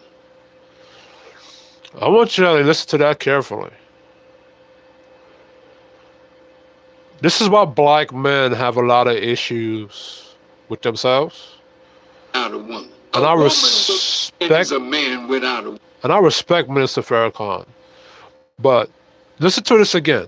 Woman. A woman will test you to see if you are what you say you are. She's gonna try you. That's her nature. She gotta know that she can depend on you. She gotta know that you stand up for her. She got to know that you back up the children that she brings in the world for us. No man is a man without a woman. No man is a man without a woman. A woman. Let me tell y'all something. This is the cause of why so many black men don't know how to lead themselves or find themselves as men in the black community. Because even though I love Minister Farrakhan, I respect his work or whatever, but when you take a man's masculinity and you say that a man is not a man without a woman being there, right? And I think he's referring that to when a woman gives birth. Well, another man had to plant seeds into that woman to give life to that man. So without the sperms of that man, there would be no child for that woman to give birth to. Secondly, a man has to go find masculinities himself. A woman cannot teach him that or tell him to do that. This is why a lot of men in the black culture look to their women for validation and leadership. A man has to be a man on his own terms and figure out what manhood and masculinity is to him. This is why in African cultures, right, they used to take the boy away. They should take the boy away from the mother and have them go out into the wilderness and do masculine, manly things. Go hunt. Right? It takes another man to teach another man, or teach a boy how to be a man. So this is the issue that I have with a lot of Nation of Islam brothers, is that they tie a man's masculinity based upon what the woman is doing. And that's a problem. This is why a lot of men gangbang and do what they do. Because you have a lot of black women that say you're not a real man unless you are gangbanging or you having bodies to your name. Let me play this again. Woman will test you to see if you are what you say you are. She's gonna. Well, that right there is a woman's nature, right? Um, what a woman is testing a man to see is if uh, do you stand on who you say you are. In other words, if I say that I'm a player, am I really a player that I say I am? If I say that I am a MMA fighter, if I say that I am a bodybuilder, if I say that I'm a kickboxer, if I say that I'm a 9 to 5 guy, do I go to trade school?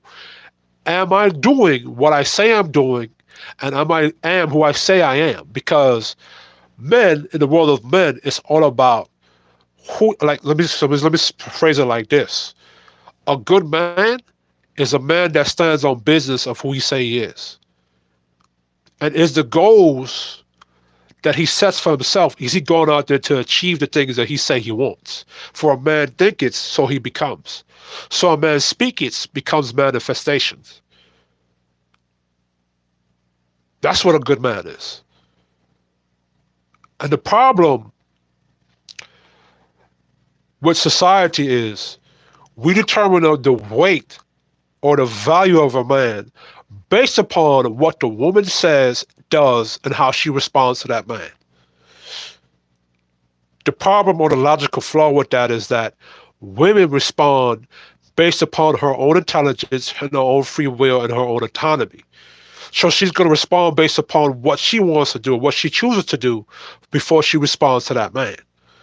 So you cannot take what a woman says or does and say that, okay, this is what that man is. That's not always true. And that's where we mess it up. That's where we mess up in the game as black men in black culture.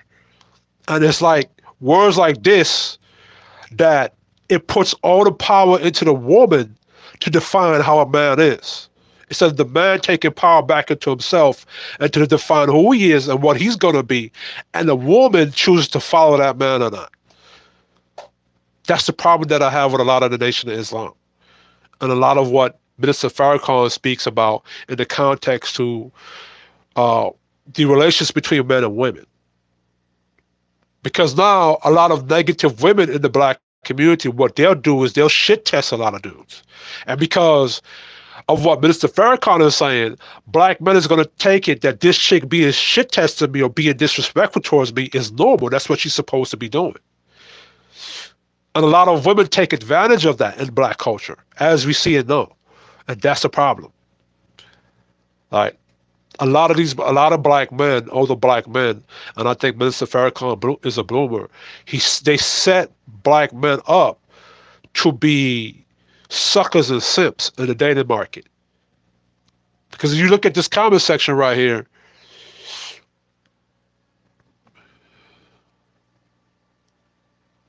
this is why when women try to test your rage and shit, so you can be stoic and there's no, don't say no, this old stoic and there's a lot of disrespectful shit to happen to you. No. Because when it leads to disrespect, you're supposed to say, hey, cut that out. That's not what we do. You don't speak to me like that. You don't talk to me like that. You talk to me like an adult. Or I told you to do something. Do that.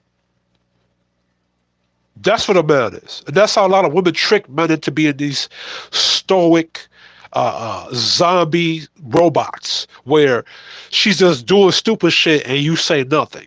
That's how a lot of black men get tricked to be in the happy wife, happy life type of garbage. Is words like that Minister Farrakhan preach and a lot of other brothers in the black culture preaches.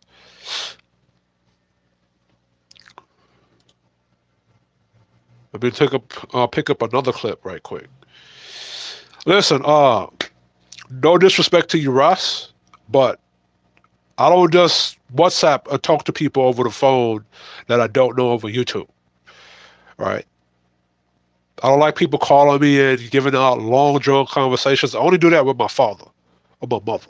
If I don't know you, I'm not doing that. Because really, truly, I don't know who you guys are, and you know what I'm saying? And I don't need anybody's help to tell me how to be me.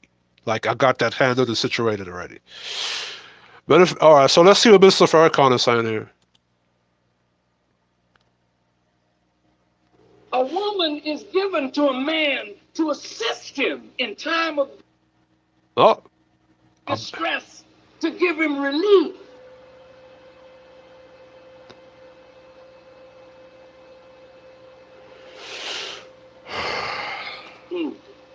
To give assistance in time of... No, I will say this. A lot of people take what Minister Farrakhan say out of context, and they miss the balance of what he says the women are to be doing. Because I notice if Minister Farrakhan says something, how the men are supposed to be to the women, and it sounds like the women can take advantage of that and turn the men into suckers and simps, the women cheer for it. But when Minister Farrakhan holds the women accountable to something, they don't like what he say. Hold on. Why this shit not playing? Want, difficulty, or distress to act or an instant to assist him in time of distress is given to a man to assist him in time of distress to give him relief.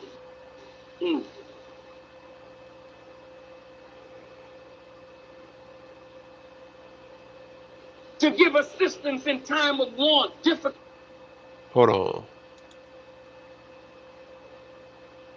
I don't know why that's not playing properly.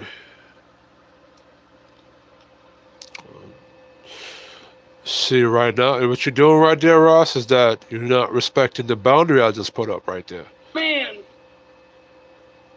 to assist him in time.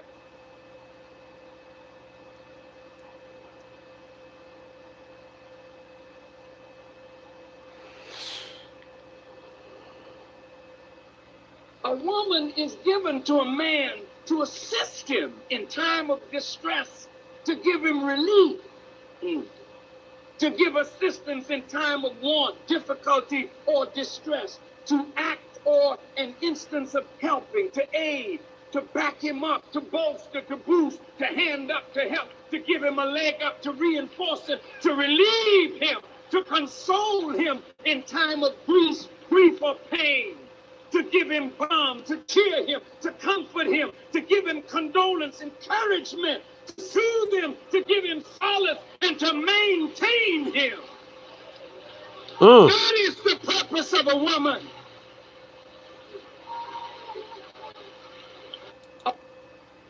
Yeah, I missed that lesson. So even though Minister Farrakhan says that the man is supposed to be the maintainer of the woman, he also gives it a balance and said that the woman, you're supposed to be doing that for your man too. Because if you can't maintain me and help me out and console me, I can't maintain you. Now, mind you, that's in the context of a relationship. All right?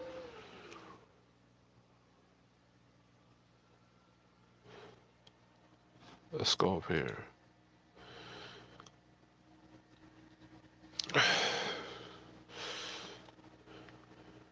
Uh-oh, uh-oh, uh-oh.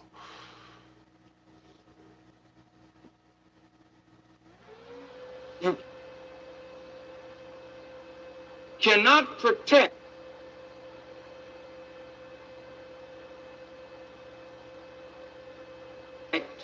what you can't.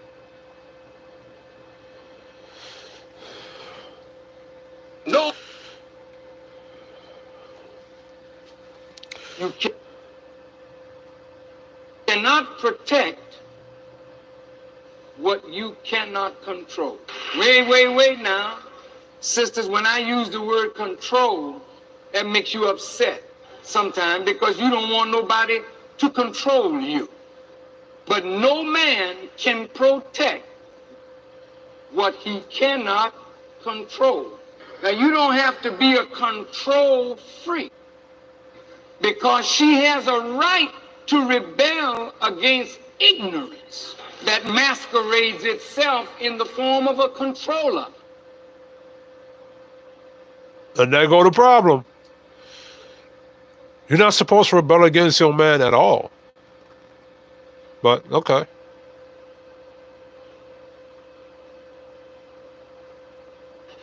I gotta set a balance here. Otherwise, after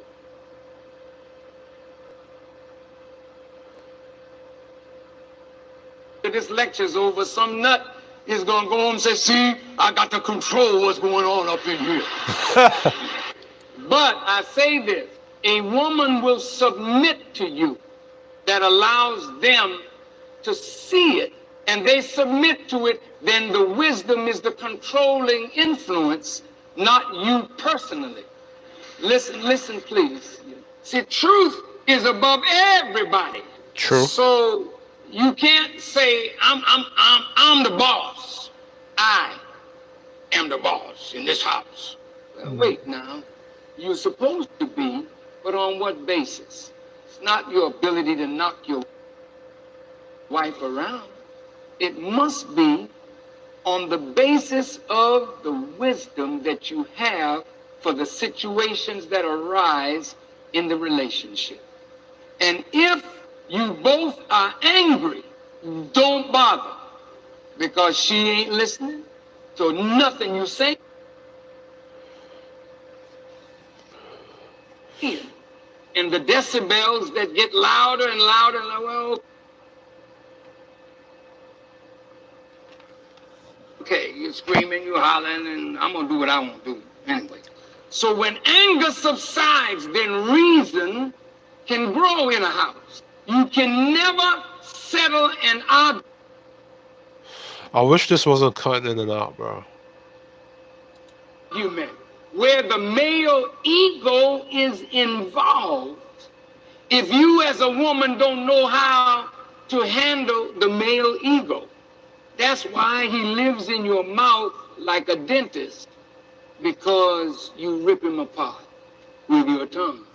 You see his weakness, and then you beat him up, and he can't handle that. You're driving him out of your house into the arms of a strange woman who he don't have to live with. He just have fun with and leave.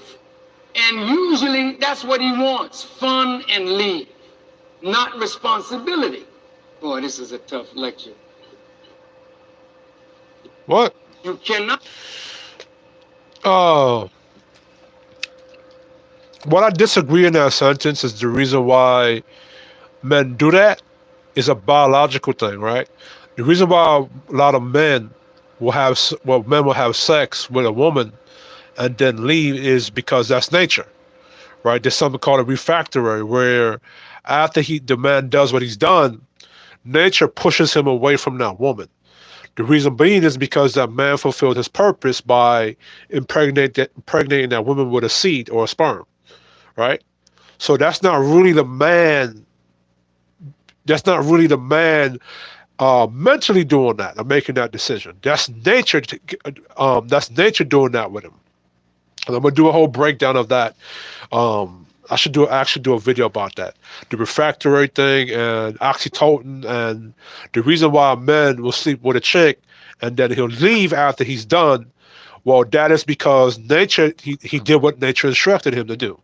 Nature told him, "This woman right here, go have sex." You have to remember, a man produces like 8 billion sperms. After he ejaculates, he produces 8 billion more sperms. That's the purpose of repopulation. So the reason why that man is doing what he's doing is because of nature and the purpose of repopulating the earth, right? But that's something I'm gonna get into, right?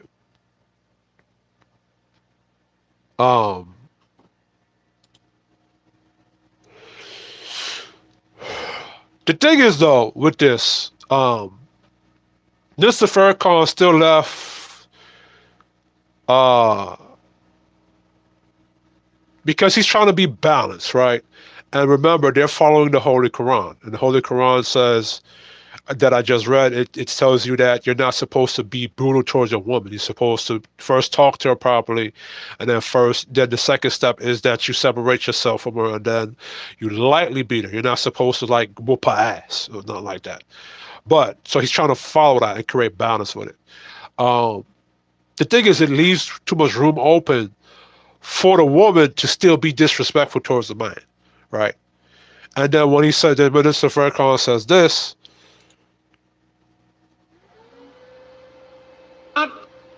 protect what you cannot control.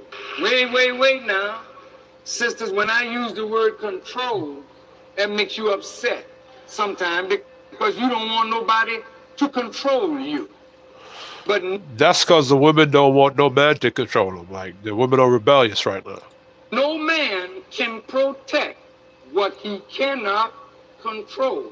Now, you don't have to be a control freak because she has a right to rebel against ignorance that masquerades itself in the form of a controller. Yeah, I got. No, ignorance is subjective to that chick, though. Right? Women are very subjective. Like, so they can just rebel against you even when it's not ignorant. It's ignorant according to them. Feel me? But at some levels, I do agree with that. Like, but then again, that's the woman not having faith into that man's leadership. And you have to remember that Minister Farrakhan is a bloomer. And he talking for the men of the. He talking about specifically for the bloomer generation. A lot of the men during in the bloomer generation, they did a lot of effed up shit, bro. Like, you have bloomers of the bloomer generation that was happy wife, happy life, where they allowed their women to disrespect them and tell them what to do. Then you had the bloomers in the minority that would you know how they used to talk about how the husband would leave the house to go get some cigarettes or for some milk and he never came back home. That was the bloomers, right? Remember how one of Tupac's songs, he talked about how while the men abused I forgot the lyrics to it, but basically, if you listen to Charleston White and a lot of the men that he talk about the bloomers, right? A lot of the bloomer men, either they were simp. It's like, to me, right? There were two extremes with the bloomer men. Either they were simps in their household, or they just didn't handle their responsibilities as men, which causes problems. Because now when you leave the household, I mean, the reason why the bloomers left that house and their children is because the woman was being disrespectful to that husband. And the woman turned those children against her husband, the bloomer. But the bloomer who left the household, he didn't try to sit there and correct that woman. He just hit the eject button and left. So now, because that bloomer who left the house, he didn't sit there and say what the issues were. Those women took that as he just left and he was just being a deadbeat dude. But really and truly, there was issues with the wife. There was a reason why he left, right? Then with the happy wife, happy life bloomers, because they were simps, they didn't really lead, they didn't instruct, they allowed the women to, they didn't complain, they were just stoic zombie machines. Now, that created a generation of women that say, well, men don't complain, you're not supposed to be complaining, my daddy didn't complain. Well, the reason why your daddy didn't complain or didn't lead shit in that household is because he was a weak dude. So, not to take away from what the women have done, because the women were supposed to find men who were effective leaders, not look for weak dudes they could control. But either way, the bloomer generation fucked up a lot of these things. So when you hear Minister Farrakhan talk, he's trying to repair his generation of bloomers. You feel me? Even though a lot of it can apply to today, but a lot of it still can't, because a lot of the brothers in the Gen X era, millennial era, they're not making the same mistakes that the men of the bloomer made. A lot of black men in the millennials and the Gen X era, we stepped our game up when it comes to that. The problem is that the women are not stepping their game up. They're still doing stupid shit. They're still being disrespectful. They're still being uncooperative. They're not obeying the authority and the instructions of their men. And they're going, it's ridiculous, right? So let me find another clip.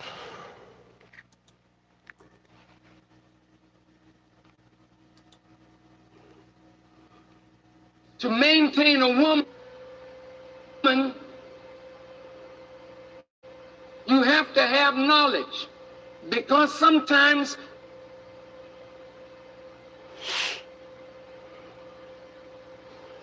she may act emotionally out of insecurity, and if you don't have the knowledge of how to upkeep her head as well as her heart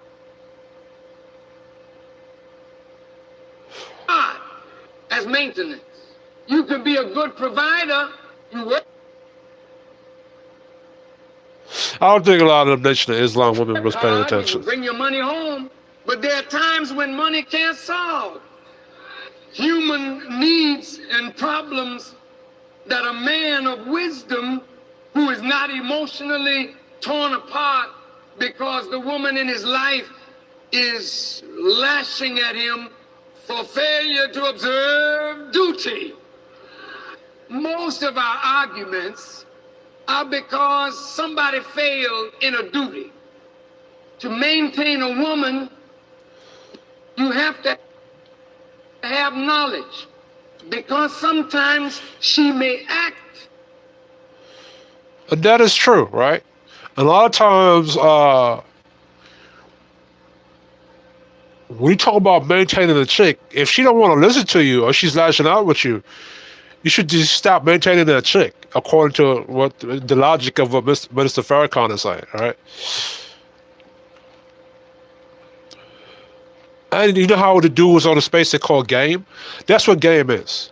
Game is knowledge, wisdom, and information that you, the man, have or can utilize to help you navigate the game of life and get the best out of life that you can. When it comes, other one is come to talk about game when it comes to being on YouTube, game when it's talking about relationships with women, game for politics, game for playing video games. So game is not just specific to women; it's a universal thing. And as men who's supposed to go into the world and conquer and dominate it and rule over it, you have to have game of what you're doing, knowledge and wisdom of what you're doing, right? So now, when it comes to the context of women in relationships, when you're talking about being a patriarch in your household or a maintainer, as they want to call it, right? You have to have knowledge and wisdom on how to instruct that woman or to get that woman to do what you need her to do. And a lot of times, having game when it comes to leadership is when that woman is not doing what she needs to do, you have to let her go. You have to dismiss her because she's not following your instructions. She's not following your lead, right?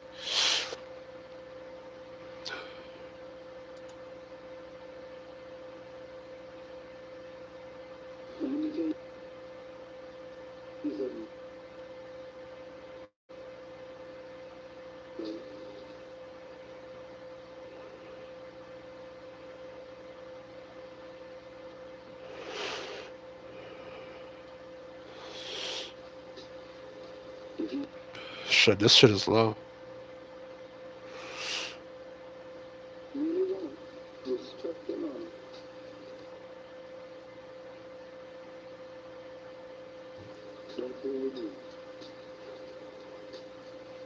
If you really want to grow to be a powerful man, get control of your urge for the pleasure of a woman, and recognize that when you disgrace and violate women, you have destroyed yourself. And let me tell you something, buddy. If you really want respect and honor, Hold on. You constantly speak of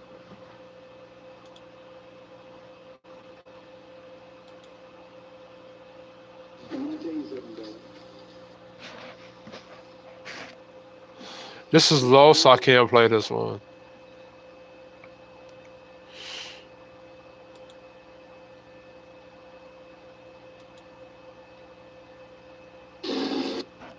but you all look so radiant,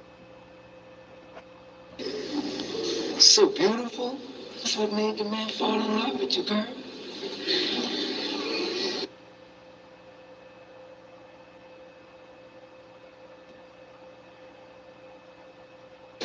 Be pretty for him.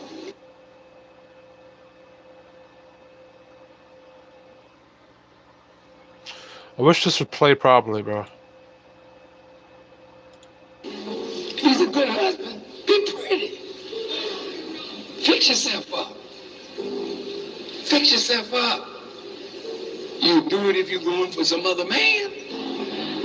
Learn how to do it for the man that's maintaining.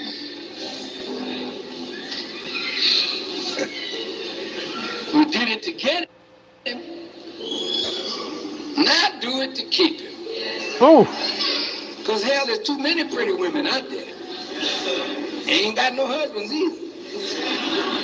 And they sure looking at yours wondering why he stays with you. You know that's right.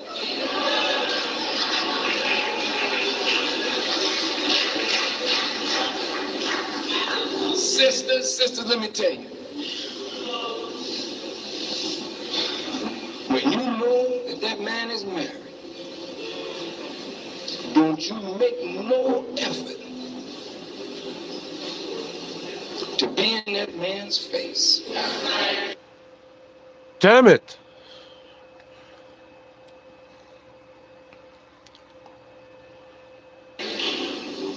And present yourself before.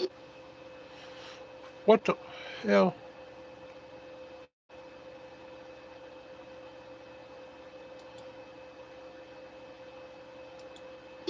Your sister's husband in a way that you want your sister's husband to be attracted to you. Your motive will condemn you with God.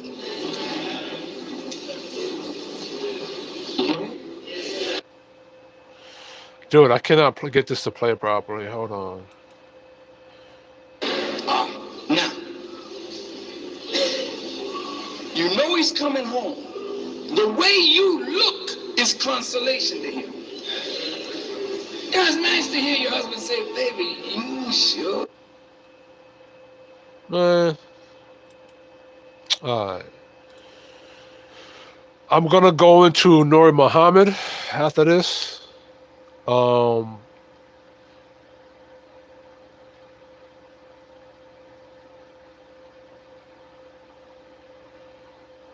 want to go into Islam too. You all look so radiant, so beautiful. That's what made the man fall in love with you, girl.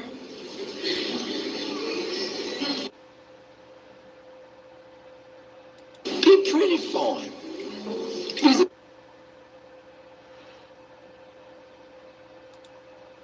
Hold on. Islam on relationships.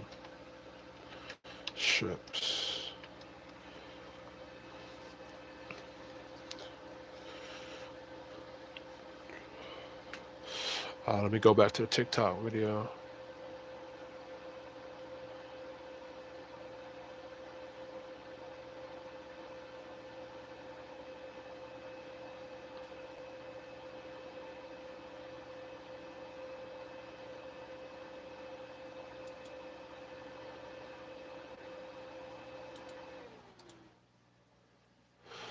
Boy, they really don't want black dudes to go date white women, bro. But I understand where the Nation of Islam is coming from. Because they're about black empowerment.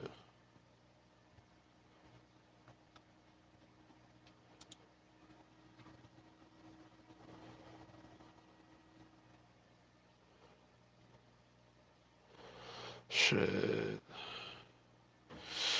I'm probably gonna, when I found that video, because I've seen some things that he said.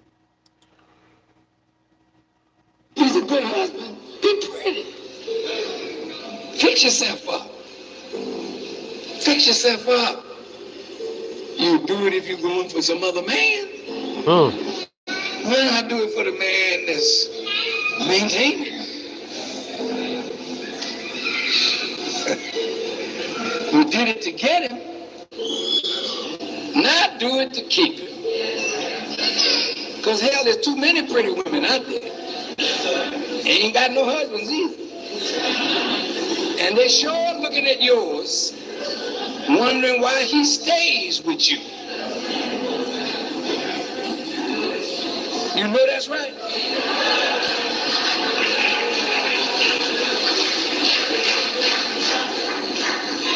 Sisters, let me tell you. When you know that that man is married, don't you make no effort to be in that man's face and present yourself before your sister's husband in in a way that you want your sister's husband to be attracted to you. Your motive will condemn you with God. You hear me? Now,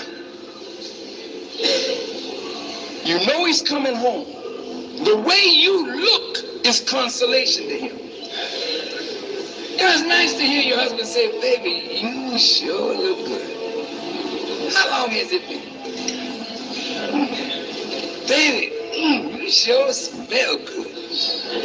Did you put on perfume when you was going out to courting? Yes, you did. You made sure you had a little something here, a little something behind the ear. I'm not gonna play this whole clip, but it sounds like to me that Minister Farrakhan does have a balance when it comes to a male-female relationship. Because in this video, he's talking about a woman must upkeep herself if that man is gonna be a maintainer to you. Now, it seems to me like Mr. Farrakhan recognizes that if you don't balance it, then it's going to be disastrous and it's going to turn a lot of men away from the women. See what I'm saying? So he has to preach to the women what they need to be doing in order to keep that man. Which in today's day and date, a lot of the new dudes who are, say, the Nation of Islam, they neglect to say that. Feel me? But anyway, I want to go into this last video and then I am going to be done for the day.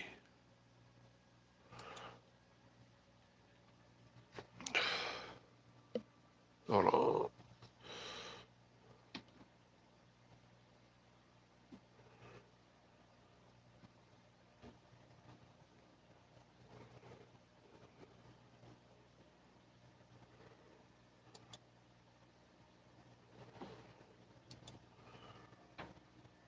To your greatness or confine you to complacency. They'll either be your other half or make you half for yourself. The Honorable Minister Farrakhan said this once. He said that a good relationship will bring out the best in you and make you more youthful. And a bad relationship will bring out the worst in you and cause you to age prematurely. So you have to make sure that you figure out the right place to plant your love. Because just like a seed goes into the soil, whatever, after choosing to believe in God, the most important decision you'll ever choose in life is picking the right one to mate to spend the rest of your life with. They're either going to inspire you to grow into your greatness or confine you to complacency. They'll either be your other half or make you half for yourself. The Honorable Minister Farrakhan said this once. He said that a good relationship will bring out the best in you and make you more youthful. And a bad relationship will bring out the worst in you and cause you to age prematurely. So you have to make sure that you figure out the right place to plant your love. Because just like a seed goes into the soil, whatever's in that soil will integrate with the seed. And as it grows and produces fruit, it will have the soil and the seed's ingredients wrapped in that product. There's the same. So that's balance right there, right? That's Nuri Muhammad.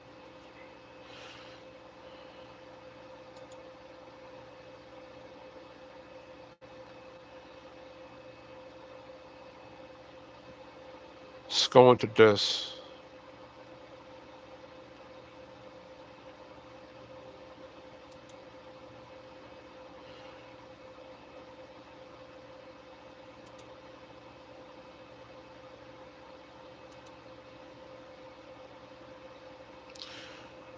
Nah, I'm not trying to review like an hour-long thing.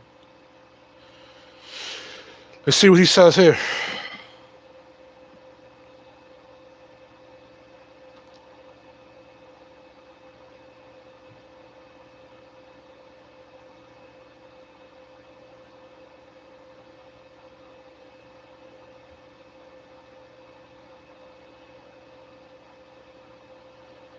Is that we have our definition and concept of an ideal woman or ideal man. If we talking to somebody, they only meet up to 3 and are missing 7. And we think that we're going to put a certain kind of food loving and good on them and then Shazam, and I'm going to make him into this. And we found out that it doesn't work. So, if you marry someone that got 70% of what you're looking for already present in the person, and the other 30% is potential, you got your partner. If you marry someone that has 30% present and the other 70% is potential, You don't have a partner, you got a project. You're not supposed to marry a project, you're supposed to marry a partner that helps you with some projects. Mm. That's balance. That's actually good advice right there, right? The reason why I say it's good advice is because with women now, right? Well, first of all, men understand that. Men understand that women are not perfect, and we understand that, okay, she might have 8 out of the 10 things going, and the other 2 things, 20%, we're going to have to deal with and work at and put the work in for that. Men, we understand that. But when it comes to women now, they don't understand that. They will see a dude with damn near 75 to 80% of themselves. Somebody calling me. 75 to 80% of themselves complete, but the woman will say, no, that's not perfect enough. But that's actually good advice from Nuri Muhammad, right? So I wanted to say this, right? Because I'm going to end it here because I got things to go do. I think oftentimes with the Nation of Islam, right, we take what Minister Farrakhan says out of context and we frame it into where it sounds like he's telling the dudes to be suckers or slaves to the women, or simps to black men to be suckers or slaves to women. And a lot of time it does sound that way. But then after you hear it further along, it's like they do create a balance amongst what the women are supposed to be doing and what the men are supposed to be doing. Right? The only problem that I have with that is now, they don't sell you that the man is supposed to be the patriarch or the authority or the boss in that household from which the woman is supposed to follow instructions, right? But they conveniently miss that out. And how they speak with it is that they talk as if now the men are supposed to be subordinate to the women. That's why they like to repeat lines like, if when you teach a man, you teach an individual, but when you teach a woman, you teach a nation. And then they say shit like, the standards raised no higher than a woman. The reason why they say that is because the women are the ones who raise the children. The thing is that if the man is the authority, then the man is the one who set the standards in the household. And the women are following those standards. And the women are teaching the children based upon the standards and foundation that the man set. So really and truly, the standards of a nation raises no higher than the man that's in authority. That's an authority. See, when you phrase it like that, the men have to look to themselves and say, okay, since we're the head of the household, we're the authority of the household, this is our responsibility. What do we do next?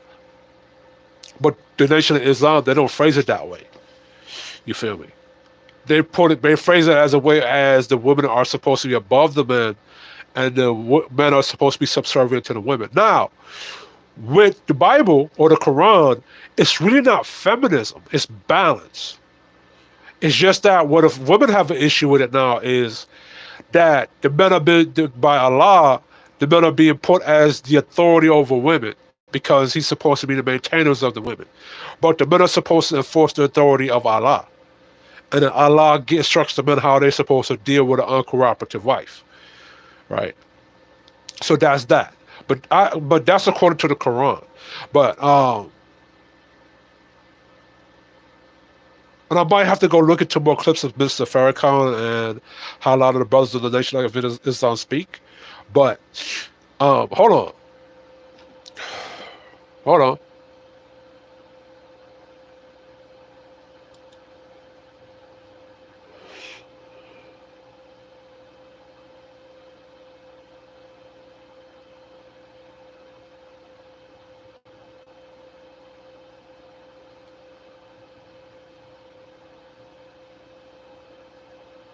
Let me read this. This is by Minister Farrakhan.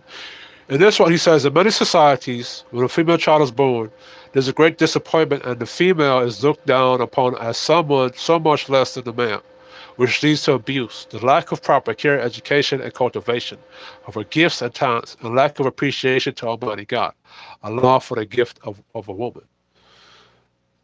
I don't know that to be true in Western societies. In Western societies, the men appreciate the women that appreciate them and respect them and are in alignment to them. Maybe that's over there in a lot of the Arabic, Islamic countries where they do that, but I don't see that over here in Western America. Especially if you take it back to the Victorian age, the men had a lot. The men who called themselves gentlemen, they had respect for women who were ladies, not three or fours in the street, right? The Holy Quran teaches that both male and female have the same essence or came from the essence of or being that Allah, that is Allah, that all-wise God. He has given both male and female complementary natures, which, if acted on properly, help each mate to attain fulfillment, perfect peace, and full development or perfection. The disrespect of the woman is the reason that the earth and the world is in the condition that it is in. There cannot be a new world except there is a new world or better understanding of the female. And that's the problem. Because now you're telling the men that you have to have a better understanding of the woman, but you're neglecting to tell the men that you still got to understand yourself, right? Because remember, the women are supposed to be in submission and obedience to the men. So the man has to understand himself before he can understand the woman. Now, because now what's happening is that black men try to understand the woman. He forgot about himself and his responsibilities and his duty, right? What his duty is to Allah and what his duty is to the planet and what his duty is to his community, not just to the woman. And what now you see now, starting to see now, is that the men of the nation are, even though I agree with them doing stuff to help the women, they're neglecting to do stuff to help maintain themselves as men and other brothers in the community. Feel me? The disrespect of the woman. So you don't think the disrespect of men is the reason why men are no longer want to lead women today or be the maintainers of the women today? Again, I love Minister Farrakhan, but Minister Farrakhan, if you ever see this video,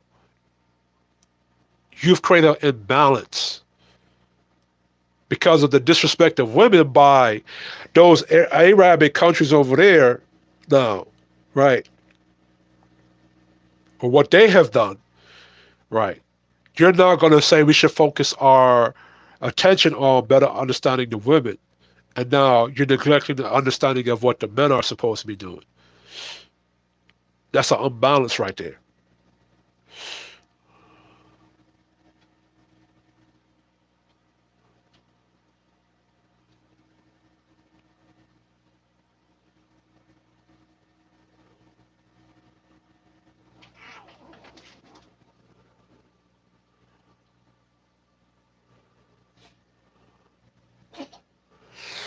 Now, here is this. What is Allah? View of the female. She's a manifestation of his attribute of mercy to the world. She's the undeserved kindness to us, for through her we are extended through the generation. It is only through her that we live again and again and again. It is only through her that we continue to move toward the true perfection of Allah, that Allah God desires for his creation. She's the cornerstone of the family and therefore is critical in the whole process of the nation and world building. So, Minister Farrakhan, I ask you this question with all due respect. She will not be able to manifest creation without my life force, the sperm that Allah has given me or put into me. The life force that goes through her, I am the key. See, that's the imbalance that I'm speaking of. I get it that you see women being disrespected, but this sounds like it's pandering more to women, and that's the imbalance that it creates that I'm talking about. Because now men don't know his value. Men don't understand that he's the second in command to Allah or God. And that the life force from Allah flows through him and flows to the women. The man carries the life force, the genetic codes of the sperm, how he talks, how he walks, his identity. Right? When a man ejaculates into the woman, she absorbs his DNA into her and she becomes the damn near reflection of him. Right? That's how powerful a man is to a woman. To a point where even before ejaculation, she just being around that man that she's attracted to long enough, she becomes a damn near imitation of him. And then when he ejaculates into her, she absorbs his sperm into her DNA. And then she reproduces, as you say, another one of us. But the next generation, cannot have life and intelligence without the man. Just as the life of intelligence cannot be transferred without her, the womb being the vessel. So now it's like you're saying that it's all about the woman and forget about the man. And this is why a lot of black men don't know how to lead. They don't know how to lead themselves because they're basing it off of what the women are. And we're not saying, what I'm saying is not to take away the value away from and the importance from women, but the man is the most important thing because he's the head of the household, he's the authority. Without him, a nation is not going to get built. Without that wisdom from the man that he gets from Allah, no nation or empire is going to be created. She cannot put, because Allah cannot put that wisdom into the woman because she's the weaker vessel. And Satan could easily take her and turn her and use her to be the vessel of his evil. So God and Allah had to put that knowledge into man because of man, we can physically fight Satan, whoop him. The woman can't.